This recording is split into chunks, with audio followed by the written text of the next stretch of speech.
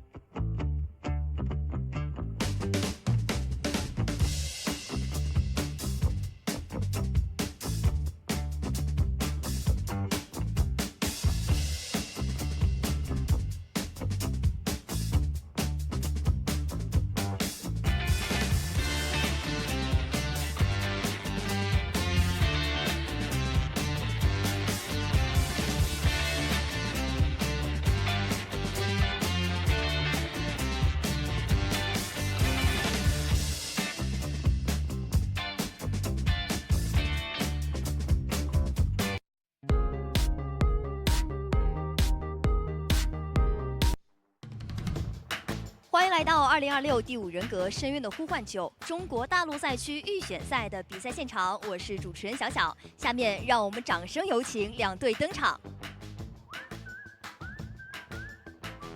翻过这座山，有请 DFX GT。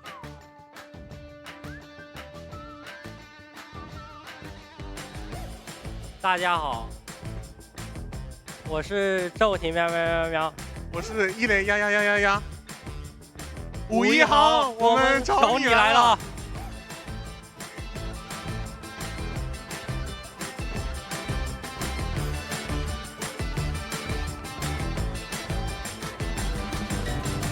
欢迎天风、季影、渣渣、一雷鸭、冬日、黑龙、骤停喵。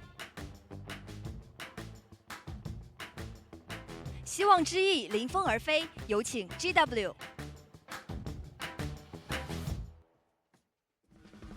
大家好，我是马尾 YVV， 我躲好别被发现。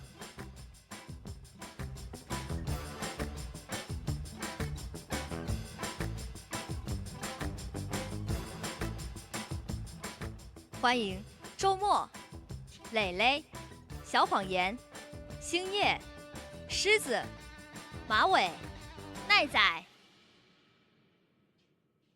这里是第1周第2天的第4场比赛，由 DFX GT 对阵 GW， 让我们期待双方的精彩对决。欢迎各位回到4v9的比赛现场，我是解说初夏，我是解说小木。马上要进行的是今日的比赛第3场第1局的比赛，由 DFX GT 对阵 GW 的比赛。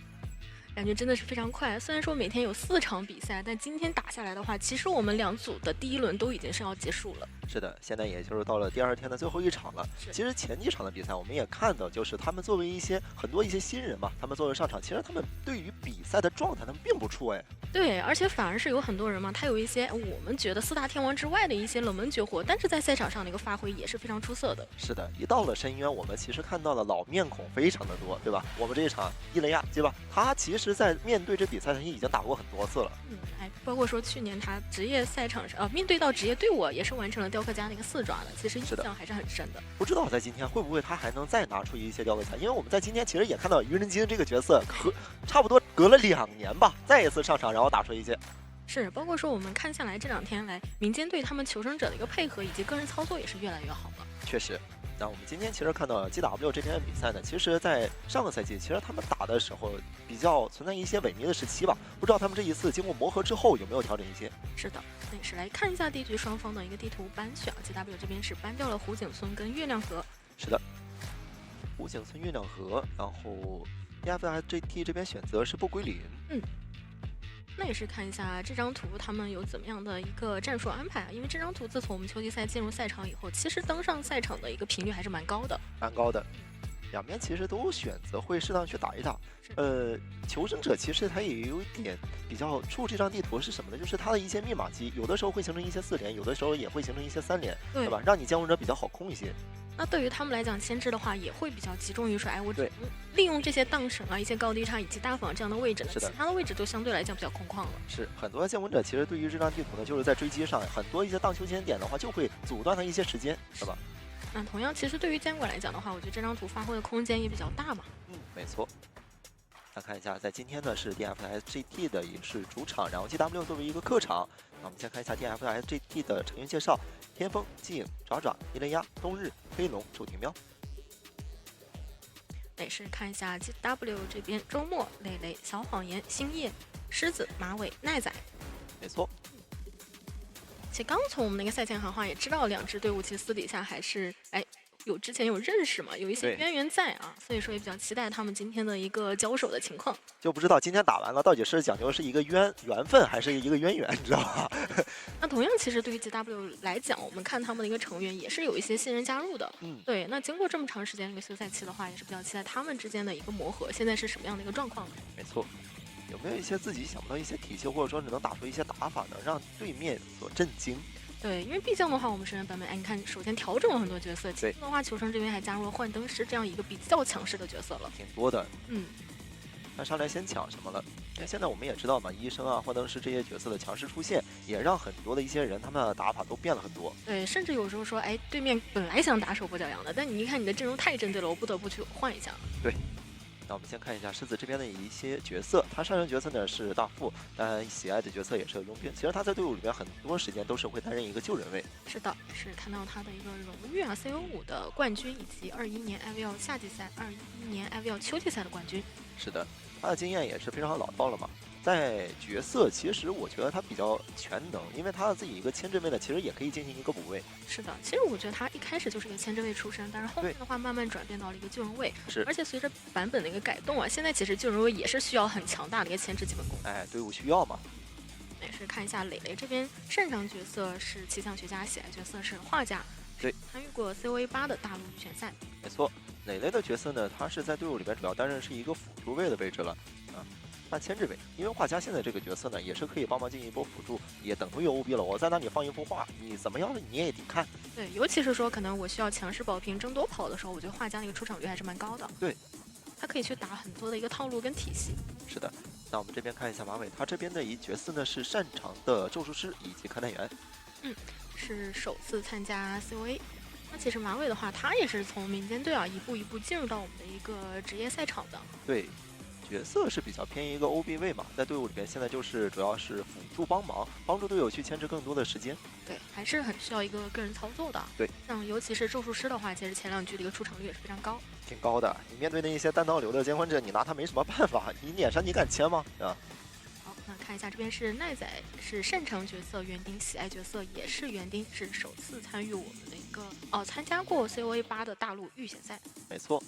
那园丁这个角色呢，其实要说到体系，在不归零这张地图啊，其实我还是挺少见到园丁的出现，或者说是能拿它去打出一些点位的。其实我就知道一个点位，就是在那个篝火角落。篝火角落，因为它离椅子位置比较远嘛，是可以去打出一些套路。感觉现在园丁更多的时候拿出来是说做一个兜下线的一个存在啊。对，看一下这边 GW 的教练三鹰。是的。这个角色看要不要上来直接手拿吧，毕竟你要在不归零去打的话，往往都是会面对一些什么跛脚羊，跛脚羊一个围拢，我还是直接给你圈回去，对吧？快速一个到椅子旁边，其实很多的一些挣扎时间的话，你就没有直接被放掉了。是的，好，那这边也是看一下 DFXGT 的监管伊雷亚。是的，擅长角色是雕刻家，喜爱角色是鹿头。哦，这个喜爱角色的话就有点意思了，因为现在其实，在昨天也聊到了鹿头了。鹿头他这个角色在手椅方面，你一旦要是说在发现他在角落里一站，你可能就有点危险了，因为你一旦过去，他就会被可能性的一个卡位。能看到他的话，也是有参加过COA4以及 COA8的一个预选赛，其实他也一定程度上是有一定的一个比赛经验的。是的，这边看到的是 DFSGT 的教练穿山甲。角色其实监管者的话，我们也看到他也是经验非常老道了嘛。你角色其实他也不是很能受限，因为我相信他这么多年其实也练了不少的角色，能去应对这种 BO3、BO5的。因为你想要去参加比赛的话，首先版本角色4大天王里怎么着得来个2、3个，是吧？对，得一直跟进版本。那后面的话，我看到阵容合适，以及说，哎，突然这个地图也比较舒服的话，我是可以拿出我的一些绝活来去突破一下的。确实，是看到骤停的一个应援。没错。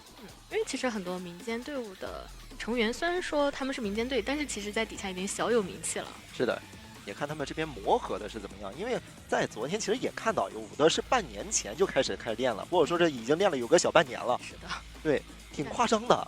感觉大家还是非常重视这次比赛，而且付出的一些努力啊也是很多的。是，就有的时候没有想到他们是提前那么久的就可以已经进行组合了嘛。看出来他们非常想要拿成绩这样的一个决心啊，在是的。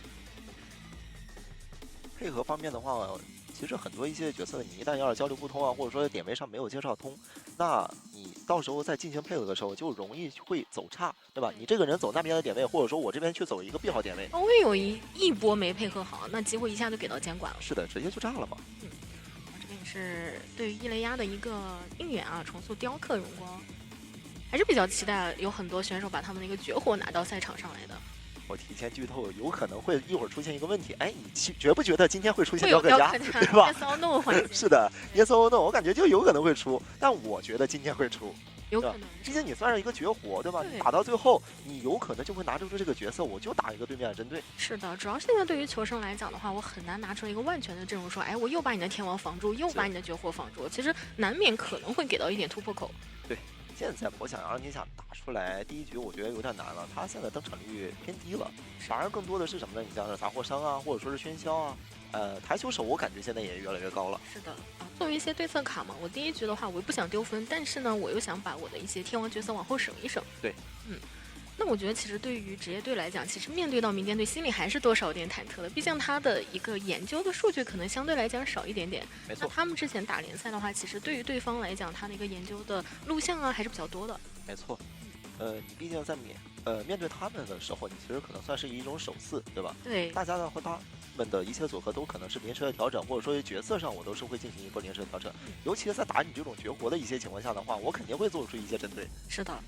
这个时候的话，就真的很考验双方他们的一个临场的反应了，因为你之前再怎么训练的话，还是没有办法100%复刻赛场情况的。对的，吧？很容易出现一些突发情况，但是要看大家怎么样去做一个临场处理了。哎呦，这第一局的角色幻灯师会不会直接进行一个手枪啊？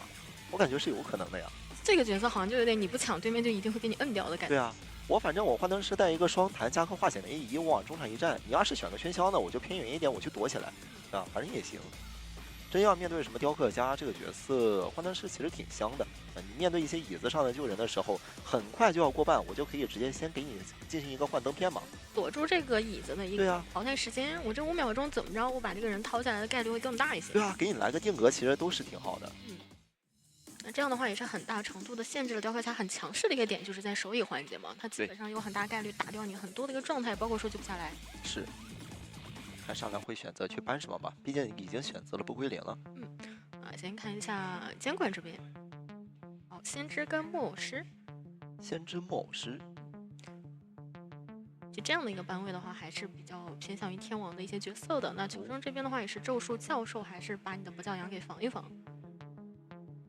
就不知道他搬木偶师的这个用意是什么了。有的人搬木偶师是为了防止他这边能把人救下来，对吧？你连拦截你都做不到。对，我不行就一直变身。是的，有的人可能搬木偶师就是为了防止他这种稳定牵制啊，就是60秒以上70秒。再加上现在调整以后，我1救2救下来，我都能再6嘛。对的。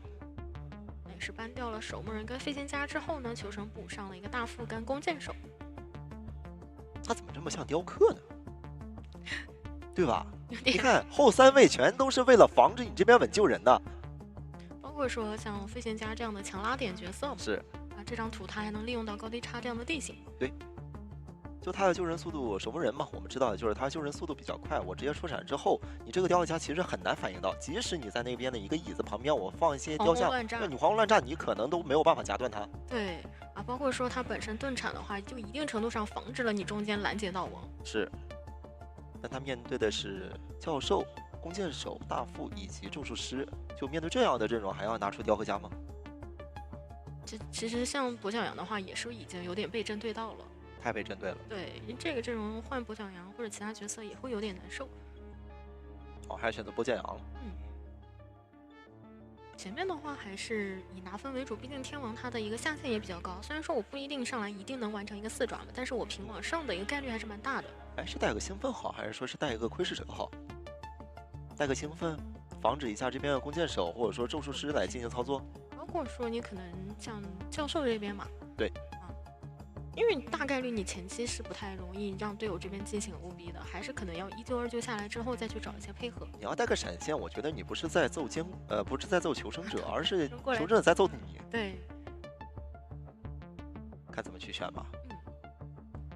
包括说求生这边看一下让谁再去多带一个花显微，因为目前看下来的话是只有大副是稳带嘛。对，其他人的话我觉得可能再多带一个会更保险一些。是对，2个花显微套一定是能够稳拖一定的时间的。对。到3个的化险为夷嘛，但你要是带3个化险为夷，可能付出的就是有人没有去带这个回光返照。看一下点位选择的话，是把咒术师放在了中场。但其实这张图对于跛脚来讲，它的一个灵活性也比较高嘛，我前期稍微的驱赶一下也没有关系，反正我是在一个积攒愿力的阶段。对的，上来就先赶赶人吧。我觉得还是要看一下伊雷亚他的一个技能携带。是。到底带的是个窥视者，还是带的是个兴奋？还是会蛮影响到他的一个追击嘛。对，他的一个追击节奏。是。很多情况，你要是没有带一个兴奋，你弓箭手一过来就有点担心了。你给他放个围龙，我把这个围龙我及时拆了，我还是能射你一箭。那这边的话也是让奈仔的教授多带了一手化险为，同样是舍弃掉了他的一个回光返照。是的，那现在进入到比赛画面，本场对决是由 GW 的求生者面对 DFSGT 的监工者，由解说初夏、解说小木为您带来实时赛况解说。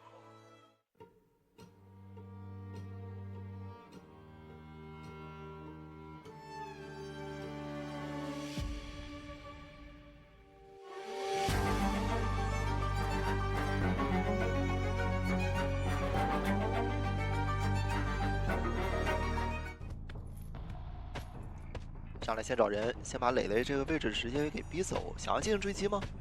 不想追，想要再攒攒自己的愿力值。肯定要去这个草下的一个位置啊，看一下奈仔。奈仔点位是直接进了板区了，这2板不太好放这个围龙啊。是的，位置会有点难受，而且本身教授前期还是有鳞片的。没错，有点给自己卡住了，这个围龙是等于废掉了。接下来就是一个木鸭，看能不能躲避这个啊，还是打到了。对，2段还是打到了。是。那这样的话，2个龙子都已经废掉了。2个围龙没拿到刀，很亏啊。对于奈仔来讲，他的飞轮是肯定能续出来。对。但我们也看到，他带的是一个兴奋，他已经是在防一个 OB 的情况下去带这些技能了。那你现在前2个围龙都没能拿到刀，你后一个围龙再拿到刀，你后续也没有一个快速击倒的能力啊。中间能力现在看起来是比较差的，不过从我们视角来讲，如果击倒教授，至少可以闷一个化险为夷。哦，这个围龙还能拿得到吗？拿得到，那还行。这波毕竟把对面的一个飞轮也给逼掉了。是。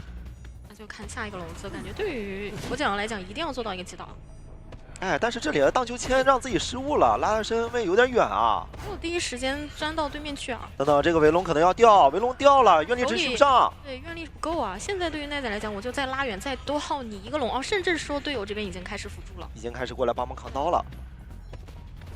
这个身位，这刀不敢出吧？对啊，因为你1/4伤害的，哇，还打到了咒术师身上，那就很赚了。你这咒术师现在身上侯爷已经有2层了。对，而且咒术现在走了，你的愿力又被我耗掉了。对，密码机的话，现在第4台都已经在路上了。密码机现在是够的，就看到时候这个化险为夷能不能过来进行一个正常补了。最好依旧还是让其他人来救，你要弓箭手或者说咒术师来进行救援。这化险为夷最好是留到第2波。奈仔他的后面的鳞片都已经给续出来，主要前期拖的时间太久了。这牵制的太好了。对，已经2分钟了。没错，想让狮子来吗？如果说是让狮子来的话，到时候2救教授是没有回光返照的，没有办法进行一个稳定下移、稳定牵制。可能他们觉得第1波还是先让化险为把时间套出来。是，他们想至少保证一个平局以上，他们目前不想去贪一个赢。就尽量拖一下时间，外面 OB 位也比较多的情况下，就算最后把伊雷亚这边的一个技能逼出来也是好的。先把围龙拆掉。这卡的很长的时间啊。只吃了一个1/4的伤害就给人救了下来，甚至还想要扛。对，我现在密码机主要是比较够的一个状况，所以说狮子他也不着急回去破译。没错，潜勇者现在也已经2阶，运力值现在是续的比较快，先出了一刀。教授，看一下，主要是谁来把这个教授给保一保了？对。感觉像是弓箭啊，因为他的一个密码机进度是要开了，而且他2个人其实都可以来，你弓箭手跟咒术师2个人一起来，对，双双保他。但是现在是有点把他往狮子那边的密码机给挂了。没错，看一下，确实是难度有点远啊，咒术师要不一起来算了，让狮子来了。磊磊一起来吗？好像磊磊没有来，磊磊一直在破译，让狮子再来。觉得 OB 来一个，另外一个人就帮忙分压就可以了。但现在兴奋马上好了呀，捡到了一个鳞片，还给弹了一下。那这样的话，对面已经在扯这个淘汰进度了。对，一直在拖到弓箭手这边过来，因为弓箭手现在只是受了一个1/4的伤害。是的，这个笼子的话没有围住椅子的一个位置啊，密码机是一定能压好的。没带回光返照啊。但问题，如果你不放龙的话，其实也不太好打针。哎，恐惧震慑直接亮，这样的话就是保证你这一刀打不到针对。这刀要快速击倒，使用了兴奋，这刀还是能续上。对，主要是这个椅子离门太近了。门不是很能开得完，要不先挂呢？其实可以挂吧。我觉得先挂上再管门也来得及。来得及。对，主要是太近了。这再放个围龙，想要先击倒一个，先保证一个平局，后撤，预判了对面的飞轮。但你这撕裂值有点高了呀。对，感觉这个笼子还是很难做到击倒，而且你不管那边的人的话，他是在自愈，以及说队友这边是想去摸他的。雷压有点贪，他现在贪可能会导致他这个大门会被提前点开，而且他是往远挂的。但这样的话就是一个稳3跑了呀。就其实第一时间就挂脸上这个。对呀，这是个挂飞啊。马上去管门的话门是一定开不了的。没错。由于走错了位置，也是给到了 JW 这边的机会，直接争到了3跑，上来就是一个3-1。这样跛脚羊，你其实打出来这张地图没打出优势啊。对，主要是你已经选择了跛脚羊嘛，但主要还是前期被牵制的时间实在太久了。对，这样的话，我觉得当时一个牵制对于球场来讲已经是一个稳保平的一个节奏，就是看你后面如果说有梦想，像刚刚多打一些配合嘛。是的，对我就有一个很大的争夺面。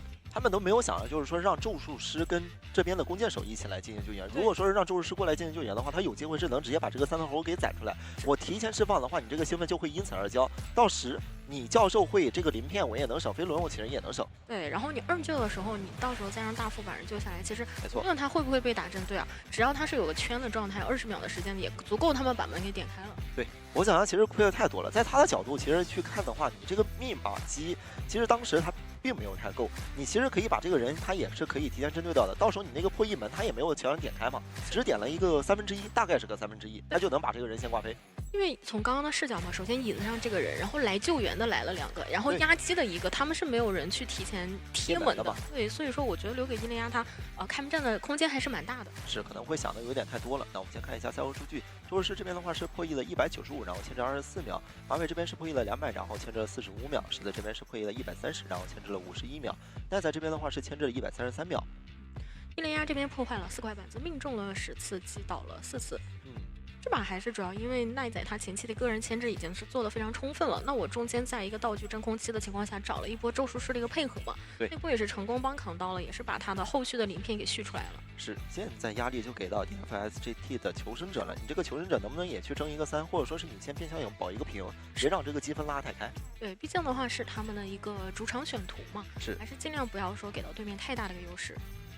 不归零，他们求生者如果说是想要打自己的优势，有什么样的一些体系呢？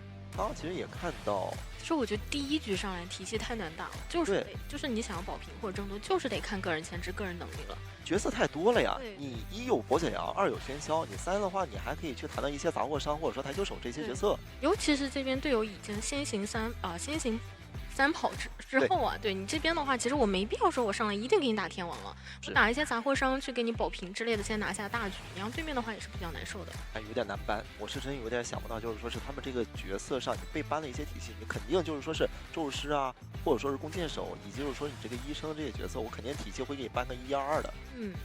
然后就看他们会不会说也有一些像医生啊这样的一些角色，还是说我同样就靠一些个人牵制嘛，像木偶师啊、教授这样拿的多一点。对。你木偶师就算是能拿出来，绝对不会给你一个很好的 OB 体系进行一波配合的，对吧？因为我们刚刚也看到了，有这样的可持续的个人牵制能力的球生，一旦中间有队友稍微保一保，帮他的一些真空期给续出来的话，后面是很恐怖的。木偶弓箭手啊，或者说是木偶配上这个咒术师，对，要不然的话就是医生这种角色的话，直接进行搭配，只要搬了这个中间体系，其实他就是比较瞄着这种单刀流的监管区走了。这样的话也是还是考验到球生这边嘛，对吧？因为我们的体系很多，但是真正能打出效果的话，还是要看局内的一个操作，以及说跟队友的一个配合。你像很多的一个扛刀的话，如果没扛到，其实就另外一个故事了。首先你是舍弃了密码机过来的，对吧？然后其次人还没保住，那这样你们节奏可能会更差一些。是的。这张地图其实你要想进行帮忙的话，中场其实挺难去寻找一些帮忙的，就是唯一的去大房嘛，或者说是去那些胸前柱直接找到队友，因为在这些个点位的话，密码机就是集中在这一片了，对吧？中场那些密码机的话，其实很难去刷到。而且中场一般也都是救人位啊，他们没什么太多能帮你的一个手段。是的，这样还是要找队内那个 OB 或者是软辅嘛。对，能拖的时间也拖得更久嘛。刚刚我们其实也看到咒术师在那里扛了一刀，你这个围龙一废，那其实后果也挺严重的。你在那里又拖了20多秒，愿力完全续不上的一个状态，是很难续。来看一下双方的换边。看双方换边，这个求生者会怎么样被进行一个 BP 博弈吧？我觉得尽量还是能拿出来他们比较擅长的一个阵容就可以了。看是不是求稳，或者说有点攻击性。但第一局其实上来就冲着多跑去打的话，反而会有点风险。我觉得还是先优先保平。没错，看他们自己心态能不能保住。毕竟你上半局已经是被对面给进行了个3跑，对吧？压力就有一点出现了。说也希望他们队内先稳住心态嘛。是的。这一天其实看到很多的比赛选手呢，他们急啊，对吧？第一局只要丢了分，第2局我就想争回来。看一下这边天风，他的擅长角色是飞行家，然后喜爱角色是古董商，首次参加 COA。没错，看到的角色是飞行家以及古董商，也是在队伍里面进行一波辅助，或者说是给个化险为夷啊，对吧？飞行家是给个化险为夷的，古董商就是进行一波 OB 辅助帮忙。其实我觉得他们想求稳的话，第一把如果古董商这个角色在外面也是可以去抢一抢，因为我觉得现在 OB 的角色很多嘛，也不用心疼。有的，现在博小阳其实打古董商可以上来也是进行一波挑战嘛，你古董商其实也能牵制一下啊，逼着对面带一个兴奋。我们先看一下周群喵这边的角色呢是擅长的勘探员，然后喜爱的角色是七象，也算个 OB 对吧？直接勘探员。对，因为七象是比较新的一个角色嘛。是。那之前的话，勘探员打得多，肯定个人操作是不在话下的。哇，七象万能啊！啊，1摸2。再加上个人的牵制又稳定，对吧？碰到你临时换个控场，后面想要去打状态也不怕的。没错。在拉扯方面，其实监护者就会有点惧怕他了。啊，状态瞬间好了2个，这运营不是跟你开玩笑的。看一下这边季影，他擅长角色是七象，喜爱角色是佣兵，也是参与过 COA 8的大陆预选赛前 IVL 选手。也算老熟人了嘛，因为在之前的话，他也是一个职业选手，然后再去在比赛上进行一个对打嘛。是的。所以我觉得其实队内有经验的人比较多的话，同时也会给到别人一些定心丸的一个作用，说就会给到很多的一个安慰。是，角色方面，你像是看到运营，我应该去做到哪一些点，对吧？他可能会进行一波提醒。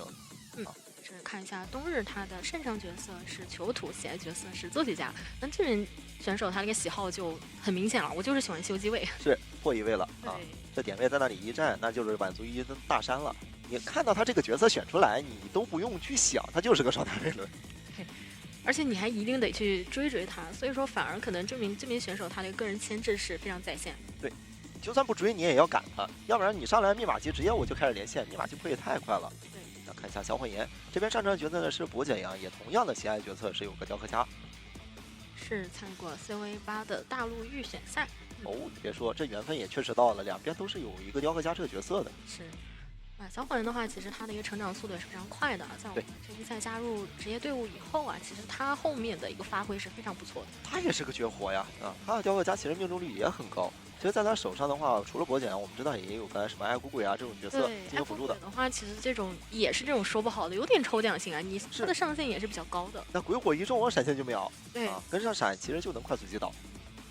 那一下就打乱到对面球生的所有的一个运营节奏了。对。这出牌套路啊，或者说是自己已经写成的剧本，他全都能打乱。那这边也是给到了应援，是对于肉艇以及 GW 的应援。是。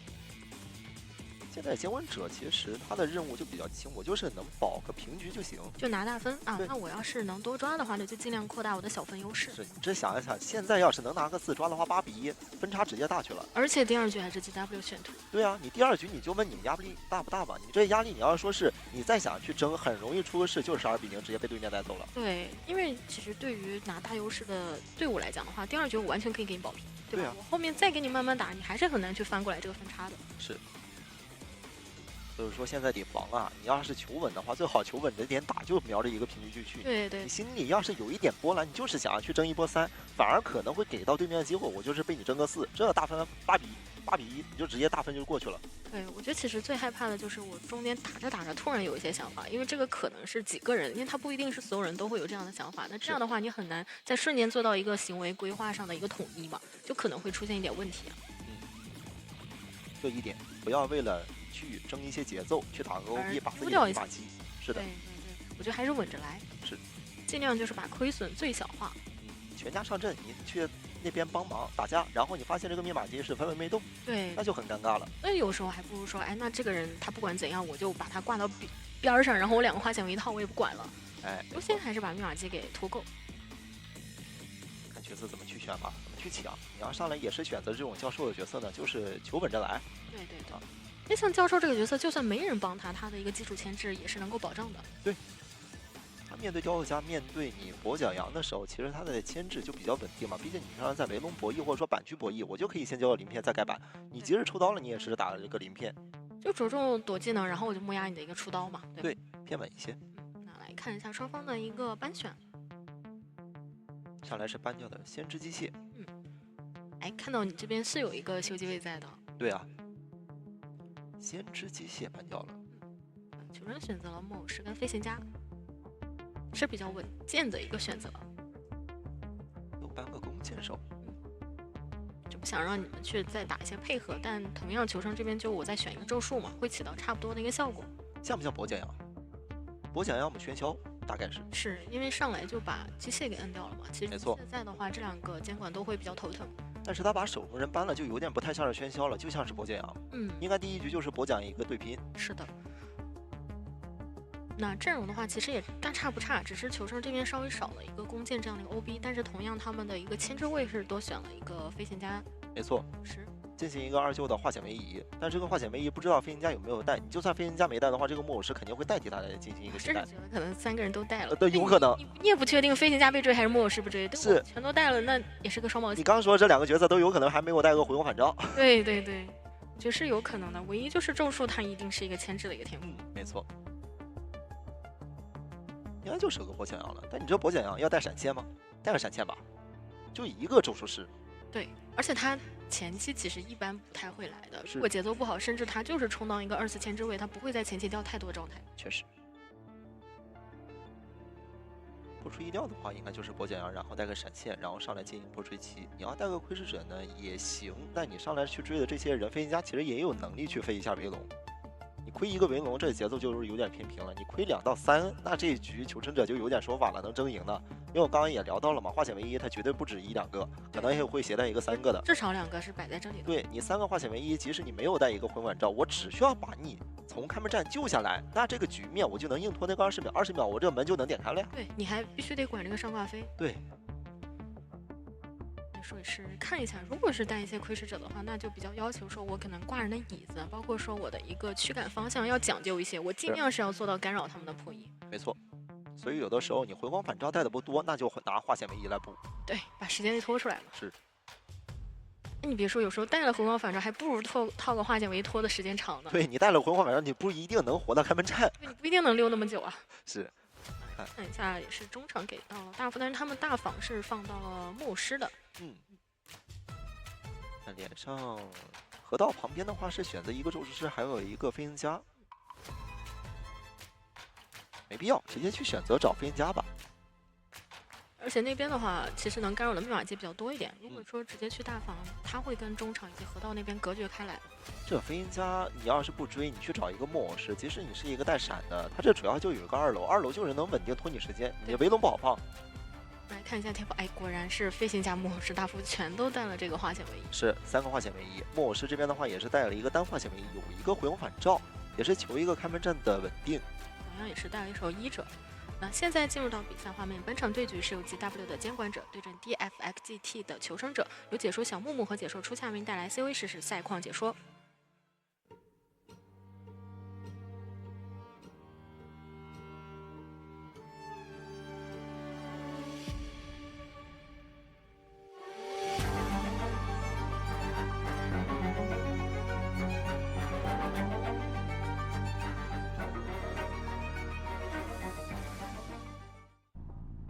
好，进入到比赛画面，上来是直接找往飞行家，哇，飞行家是直接破1啊，胆子很大啊。天风这边，反正你也要追我了，我不如先给队伍贡献一点密码机进度啊。可能在他的角度去看呢，就是不想着去干扰到你这个咒术式密码机。如果真要追我的话，大不了我自己去扛压。对，我原地开6嘛。对。那飞行家这边是带的一个飞轮加化险为夷，这局面好像有点跟上局有点像哈。哦，打了一个抽到，是，也只是给了一个1/4，也倒还好。接下来就要看这个围龙能不能废了。我带的是个窥视者。哎，但第一个笼子是没有罩住的。看一下第二个笼子，主要是飞行家现在手里的一个背包也比较充裕，还是挺伤的。看这个背包利用的怎么样了？还有一个第3段喷，这边有一个板子隔绝，那这个笼子也要废掉了。同样的是2个围龙都被废掉啊。这边的话要拿一刀了。是，接下来就要看这个悬停，或者说是自己单喷一个喷气背包能不能废掉这个围龙了。大家能配合一个飞轮，如果说再废掉一个的话，其实我觉得对于求生来讲就比较平缓了他的一个前期节奏。是的，有个窥视者的帮忙，那你这个板子其实翻的就会比较慢。往回喷，想贴着边看能不能把这个围龙废掉。飞轮先躲了这一刀。对，我觉得这个笼子还是有概率废掉，因为手里还有个飞轮在，笼子已经没了。也废了呀。那密码机已经冲着3台去了。同样的也是牵着了3台密码机，咒术师是在一个角落，河道角落。其实离飞行家是蛮近的。挺近的。对，这边先假装拆，然后过来马上交自己的一个背包，这个牵制做的是非常到位的。挺好的，现在身上呢就剩一个悬停了，喷气背包是一点没有了。是的，就能交的都已经尽力就做出来了，全交完了。对。他们这把的话，其实也差不多，第4台也在路上了。有了3台，现在已经是够了。而且区别在于他们外面还有2个化险为夷。对啊，这2个化险为夷只要能耗上就行了，你咒术师都不需要过来帮忙的。对，现在先抢一下密码机。现在给个化险为夷，看天风这边会不会直接选择带走了？你带走之后，让大副这边直接就近了，我就可以进行一波破译了。是的。想把我无伤吗？还是扛到了。扛了一刀，也相当于吃刀救，这样也是给到了天风更多的拉开的身位了。是。这看下来密码机是肯定能够的，主要还是在于飞行家这边是没有一个火光返照嘛。对，我就在疑惑他这个悬停什么时候交。先倒到这边椅子旁边吧，算。那看木偶跟咒术的话，2个人谁来，其实都有好处。木偶是能套化险为夷，咒术救了我能保，是，都有说法。那看一下的话，还是让大副来啊，因为他们觉得密码机现在不能让人撒手啊。不然就有点不够了。是的，现在密码机其实差一点点，能给到监管者有一点点机会，我去争一个平局面。那这样就要帮扛或者开龙，对扛。是啊，哎，打到了大副，这个笼子也消了，但其实密码机还是差75的那一台。化险为夷现在还留着，到时候木偶师可以去救一下倒在门旁边的一些求生者。哎，这边一个大喷，果然是交了，但是这个悬停并没有能推得太开。还是木偶师那台密码机稍微差了一点点，不过等挂上之后是可以亮的。不管了，直接亮。对，亮了之后呢，他们手里有一个化险为夷在。对，让大副直接去冲那边的门口，到时候让木偶师给个化险为夷，强行冲门吧。主要镜影这边他手里的表是都在小谎言面前用过的，现在非常白板。没错，小谎言现在是绝对不能把这个人去挂到那边门口，你挂到这边的一个猎人木屋。那我觉得对于求生要赶紧再来点一下这边，如果想争的话，要来点另外一个门。不太好争了，现在要赶过来，小谎言其实可以直接进行一波追击，那这样就是一个稳定平局了。点位太远了，这个化险为夷根本不可能走到门口。那上来这个局面就是一个5比3。GW 这边其实选择是一种求稳的方式，我就是先求一个平局。对。但你作为一个求生者这边的角度，其实机子它是够的，但你第2波过来给救人呢，他们怎么讲呢？就是你这个木偶师他可能想的把对面想的就是简单一点了，我这个化险为夷直接留着，我留一波套路，只要我的队友只要能倒到门口，我一个化险为夷，我还是能把这个人直接救到旁边。但其实从我们的角度来讲的话，就是其实密码机的进度反而是其次，要看来救人的人怎么样尽量能保一下这个危险家。那无论是木偶师还是咒术来的话，可能保下来的概率会更大一点，毕竟他一个是有化险为夷的，一个是有技能的。然后大副没办法，对大副只是说我能过来第一时间救，但是这个救下来之后的话就没法说了。而且密码机如果始终差一点，反而是需要你其他人过来把这个时间拖出来。对的。但也有可能他们一开始就想着说我就保平了。是的，因为我争来争去，也有可能会给到你一些机会。他还有付出的就是你这个2个怀表全都用了。对对对，这个也是成为说，哎，对面监管他一定能保平的一个点啊，就是我挂飞这个上挂飞之后呢，我开门战士有一个白板在我脸上的，他是不太可能走远，或者甚至说活下来的。要能剩1颗怀表的话，都是能让自己去走到那边的门口的。你要是2个怀表都没有，你这是绝对不可能能走到那边。是你这个监管者也不可能就是说是我傻傻的我就把你这个挂在这边门口了吧？对，先让你跑个800米跑到对面去了，我到门口再追，我肯定是把你尽量在中场或者面前我就给你击倒了。他得防啊！你2次救人都是你这边大副过来进行救援的，你这个木偶师都没有出现，我是觉得不可能。就是说是真要是在一个局内，我都不相信你这个木偶师光带一个双弹，对吧？不可能，他都没出现过，甚至说这个咒术师也没见过面，咱也不知道他到底万一再激进点，咒术也有呢。是，那这样局面的话，也是进行一个5比3，到第2局 DFSGT 的就必须要去争回一些得分了。你这个大分一定要得到，或者说是你先保平，把这个分拖到第3局。是的。我们来看一下上把的一个赛后数据，天风这边是牵制了115秒，剑影的话救了2次，周庭修了2台，以及冬日也是修了2台。是的。唐婉这边是命中了8次，击倒了5次。这把的话有点跟上把很像啊，就是第一个人基本上他牵制倒地以后就已经是3台多了。对，天赋也有点像。对，然后后面的话就是看一下救援环节没有任何问题，基本上就是一个平起。对于求生者这边来讲，是的，这点位。只要你密码机第3台他还没有能起得开，应该是补的就是那一台大副的嘛。对，大副呢，但是想着修到89，然后是直接过来进行救援了。所以有的人过去进行他的一个弥补密码机，然后再回去修自己的，就会耽误的一些时间了。会亏一些身位跟这个破1的一个时间啊。本身我们刚刚是最后的一个破1记录也是比较极限的。没错，那这点位你真是想让周日师来就有点难，只能就是硬突。你刚刚看到的话，剩下2个人他破1的一个位置比较远，但这可能也是他们的一个考虑，说我们就想第一时间贴门啊，或者说我把密码机留在这里，因为那个时候我们看到他们那个点门速度还是比较快的。没错，我都是当时在想，你如果说是让咒术师来修就近的这个密码机，然后让这边的飞行家我直接倒到一个篝火角的角落嘛，你大副跟咒术师一起进行一波合修，然后让咒术师过来进行救援，会不会比刚刚那个局面会更好一点呢？可能会有一些其他的说法嘛。是的，那刚刚比赛非常精彩，让我们来看回放吧。第一个龙掉了，好的，好的，可以，可以。废了，我帮你扛一刀。没事，我5秒磕，赵哥开山，赵哥给吃到平地。A 过来，我拆龙子，面积够了是吧？哎，龙子拆了，可以，牛逼！防一刀，你救。开，半门，拆好，够了。哎，今天交了，我角落死。OK。2、1，第3个龙好了。篝火，我修2号机行不行？可以。哎，我往思想棚修，OK。能无伤就无伤啊！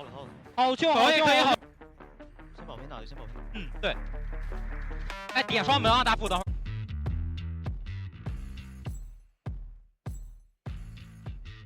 欢迎各位回到 CV9 的比赛现场，我是解说初夏，我是解说小木，马上进行的是今日比赛第3场的第2局的比赛了。那么现在呢，其实我们也看到了嘛，比赛他打现在就是一个5比3 ，GW 现在领先。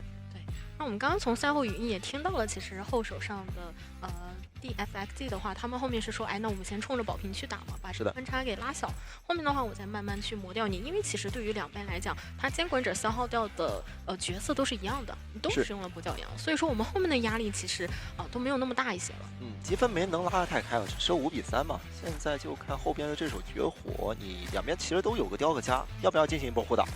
还是说怎么样？因为天王剩的也比较多嘛，再加上现在适应比赛的话，像鹿头啊、杂货商啊、台球手这样的一些角色，也是完全可以登场的。有的，现在也看到是 GW 这边去选图嘛 ，GW 选图会选择大图吗？得先看一下他的选图倾向了，知道他们大概率要有怎么样的一个策略啊？因为毕竟现在 GW 还是一个优势方。DFSGT 这边是搬掉了唐人街，然后选择月亮河。那还是一张比较偏向于一些监管它能去打的一张地图了。是啊，这张图的话，像歌剧啊、喧嚣都是非常优势的，不好牵制。以及说你再去打一个鹿头这样的，其实地形上也是比较舒服的。板区有点近，你求生者其实是很难进行一波联动，或者说是自己想逞英雄，对吧？去牵制一波，你压力其实很难扛得住的。我觉得打这张地图的话，对于求生来讲，就是一定要最大效率的我利用到过山车这个点啊，甚至说我中间有一些像枯丑啊、火灾以及玩具商这样的一些辅助的位置，我能帮你去拉一拉。有。你要是想要去依赖一个过山车的话，监管者其实也有能去反制的几波，对吧？就拦着不让你去。台球手这个角色，我们其实就可以聊。他在2战，我就是放一些路径，我直接放到一个起点，你敢上车，我能比你更优先去到的这个2战，在那边等着你了。对，是能直接打了一个震慑的，所以说他甚至都不会去需要到带移形嘛。包括说这张地图的话，其实2个半场都是有联机存在的。如果说像台球手这样的一些监管啊，我一直把人限制在同一个半场，那可能这边那个密码机你击倒的快一点，它就一直亮不掉了啊！我一直是给你封闭掉的。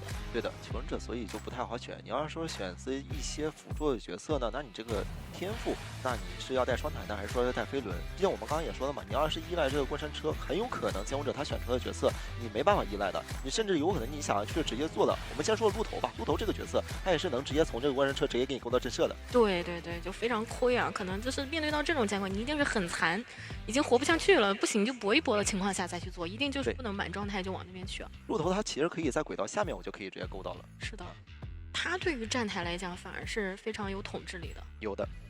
那我们来看一下的话，还是让小谎言这边先上。小谎言自己这个角色，但是地图应该不会考虑到雕刻家吧？对，现在我觉得应该不会先考虑它，可能还是歌剧喧嚣以及说台球手的一个选择概率大一点。对，然后看一下 DFXGT 的求生怎么样去应对，因为从上一把来看的话，我觉得他们的一个个人能力是完全没有问题的。有的。但是现在就是看到底哪一边先去把这样的一个3分拿下来。是。看一下他们是怎么样去打配合，因为我觉得这张图还是很难说做到一个个人牵制就够了，一定是要去找一下队友的一个配合，因为这张图它包括说连救援压力都比较大嘛，图太大了。我在想，你要是台球手这个角色，你要去防哈，你这个 OB 位你要不要拿？因为你现在光是打一些破1位的，这个台球手他的局势节奏他太容易起来了，就很舒服。我就喜欢白板，对，就喜欢好追的。我白板我拿完一刀之后，我是在张狂嘛，张狂其实就快速一阶了，你这个黑球挺难躲的。对，这张图的话，本身它那个板区就很空旷啊，你一旦就算躲了黑球，但你的位置比较差的话，是的，同样会被击倒。就本身其实就挺难躲的，我只要能罩住你，我第2刀其实就会拿得很快。对，后边你外边密码机，你就是为赶过来，我就把你的密码机围起来。啊，等你回去发现，哎，我刚刚辛辛苦苦修机怎么没了？我密码机呢？对吧？丢了，就很快了。哦，两边雕刻家。对，还是很期待雕刻家这个角色的一个上场。是，其实他在之前那个版本也是在赛场上非常火热过一段时间啊，太火热了。对，那段时间的话就感觉邦邦雕刻是吧？这2个角色一拿出来，就让对面的求生压力非常大。上个赛季就算是雕刻家的一波火热期了，对吧？看到很多去拿到雕刻家就打出来3抓4抓的。对，但其实主要这个角色还是太吃熟练度嘛。是啊，如果你没有说之前就打过很久的一个时间，有这样的一个底子的话，其实临时是很难练出来。对，你像在博弈方面的话，或者说是你这个命中率都比较夸张的情况下，你这个交互点根本就进不去，只能说是我走路边就是拿你一刀，啊。哦，怎么说？现场马上收回去了，因为是个蓝光是吗？哎，不过我看的是右边还原这个 cos 的。我的气象学家啊，非常好看。哎，像这个角色就看今天会不会再有吧，因为在这张地图确实也都可以拿。那我们看到其实像 DFXGT 的求生的话，看起来状态还是比较放松的，因为我觉得上一把他们发挥的是非常出色的嘛。对，对于他们来讲也是给自己增添了一些信心啊。毕竟刚刚是跟职业的第1次交手，那他们是能够把节奏稳下来的。那后面就看一下能不能慢慢去争一争。是的，因为其实对于他们来讲，用的一个角色也没有很心疼，对吧？就是强势的一些 OB， 包括说一些争分的角色也没有去拿，剩的有很多呢。对，真想打一些牵制的，我们说的变换啊，或者说是气象，我们不考虑他有没有带化纤维翼，我就带一个双弹，这个牵制就一定稳定了。是的，是的。以及说救人位留的也比较多啊，是想去打一些体系也是完全 OK。现在的救人位你都不需要考虑到，就是我必须要去拿佣兵啊，不需要去拿大副，我真是要考虑到我为了密码机的破译，我拿个飞行家去代替一个，其实都行。对。那来看一下双方的第2局班选，也得看一下求生会搬掉小谎言的哪个角色。是。我觉得歌剧轩辕可能要摁一个了。先搬掉。搬掉了台球手。台球手不让你拿。对，是不太想。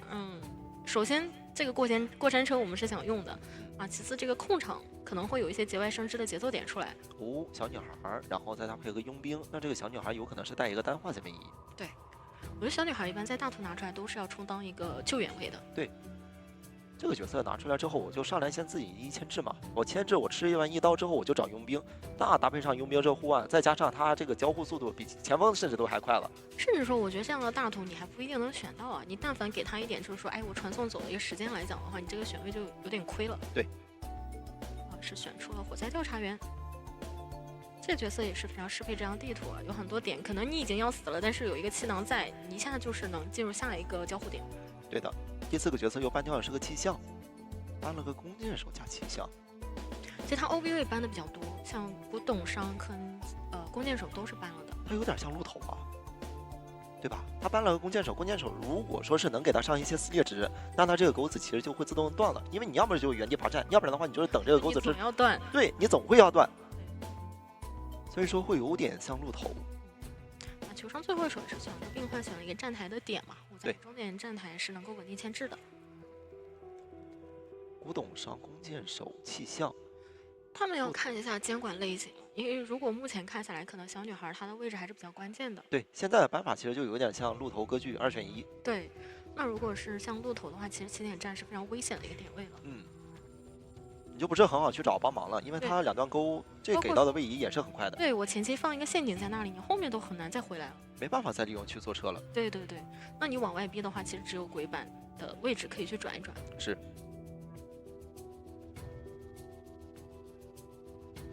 这阵容化险为夷，不知道病患会不会也去携带？有可能病患就是直接站在终点，我就是双弹了。或者说我双弹化险为夷，我觉得他作为一个牵制点来讲的话，牵制天赋是一定要带的。如果单化险为夷的话，实在是太有压力了。是这个阵容，他们更多的去先主防这个歌剧，对吧？后防我再防你这个鹿头，好，先拿个歌剧。那这样的话，我觉得病患就一定是得做好一个牵制的准备啊。是的，毕竟虽然说你可以上下勾站台，但是歌剧的回速你也一定要防一防。哎，起点应该是小女孩的，然后终点是放病患，鬼屋是火灾。对。而且一般歌剧的选点，也就是在红木马那个地方，我就冲着终点的人去了。对的。不知道他这边技能带的是什么呢？因为最近我看到很多歌剧，他有带时长的。是的，比较自信嘛，对吧？我对于我的追击来讲，我不需要其他的一个技能帮助，那我再一脚时长下去，这个密码技能根本就修不够。这阵容他还真可以去携带个时长，为什么这么讲？要是我抓小女孩，我抓上小女孩拿完一刀，你小女孩肯定要找人帮忙，帮忙附我身之后，你只要经过我就过去把你踹了。对，你外边只有2个人在那里破1了。是的，是的。他会不会是这样的追击节奏吧？看到他刚刚是选了一个鬼板嘛，那这样的话还是比较有可能说我去起点站那边找一下的。对。那这边带的是底盘挽留，然后右边这边带的是一个化险为夷，小女孩果然也带了一个化险为夷，3个化险为夷。我在这边多带了一个化险为夷。没错。那现在进入到比赛画面，本场对决是由 DFSGT 的求生者对战 GW 的监护者，由解说出夏，由解说小莫为你带来实时赛况解说。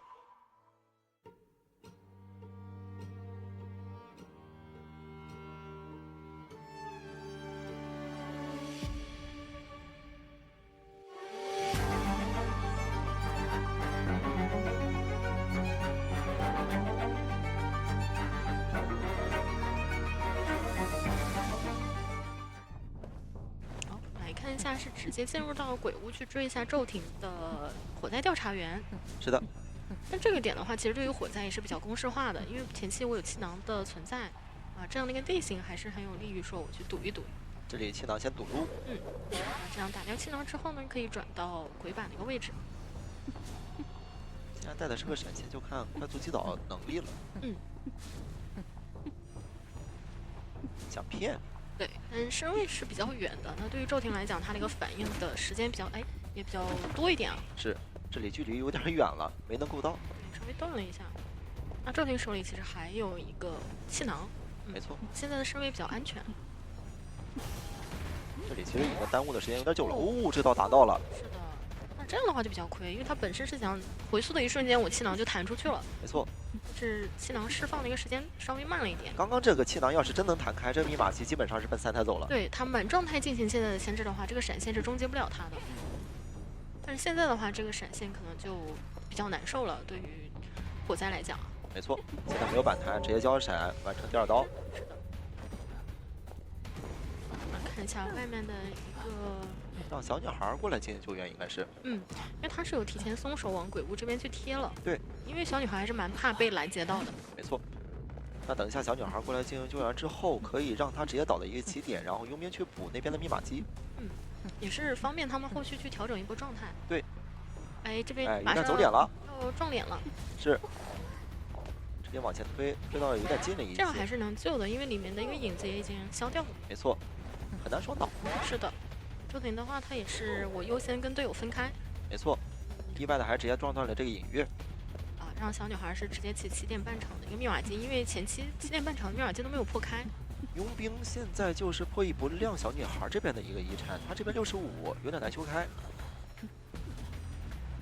他只能现在先过来藏，我先卡这个耳鸣，然后过来再给个第2个化险为夷，对，把这个局面先拖一个平局。因为现在的第2波化险为夷能让小女孩这个密码器直接破译到8成或者到9成。对。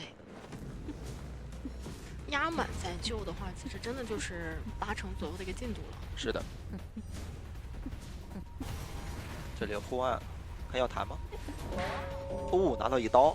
那这样弹护岸过去的话，会给到下乙的火灾有一定的一个牵制空间。是。前面板区比较多。我是觉得没必要扛，因为你现在扛完密码机，它也不是很够，容易起点也被压住。是的，我觉得现在对于他们来讲，就小女孩跟佣兵赶紧调状态了。是。对，这个密码机不是能抢的一个节奏。他们不破译的话，其实对于监管来讲，我也不太清楚接下来要去哪边找人嘛。没错。那等挂上之后的话，那边的状态是能调整起来的。病患那边也不用担心他的密码机是能够亮的，加上自己的一个状态跟道具也比较多，他甚至交了一个钩子去破译。现在小火焰直接出去追人就行了，直接去往鬼屋找他们2人的位置，传送就过去了。一直就盯着这台密码机呢，觉得你们人一定会在这边。就大胆预判，你密码机即使没碰，我觉得也是直接过来进行追击。是的，这边是一台比较大的一个遗产。这个输液的话没有推到，而且他是想再去管一下2战这台，对，是小女孩第1台遗产。佣兵现在是半状态，只要他倒在这里，那这边65密码机就能控住。对，就直接被守住了。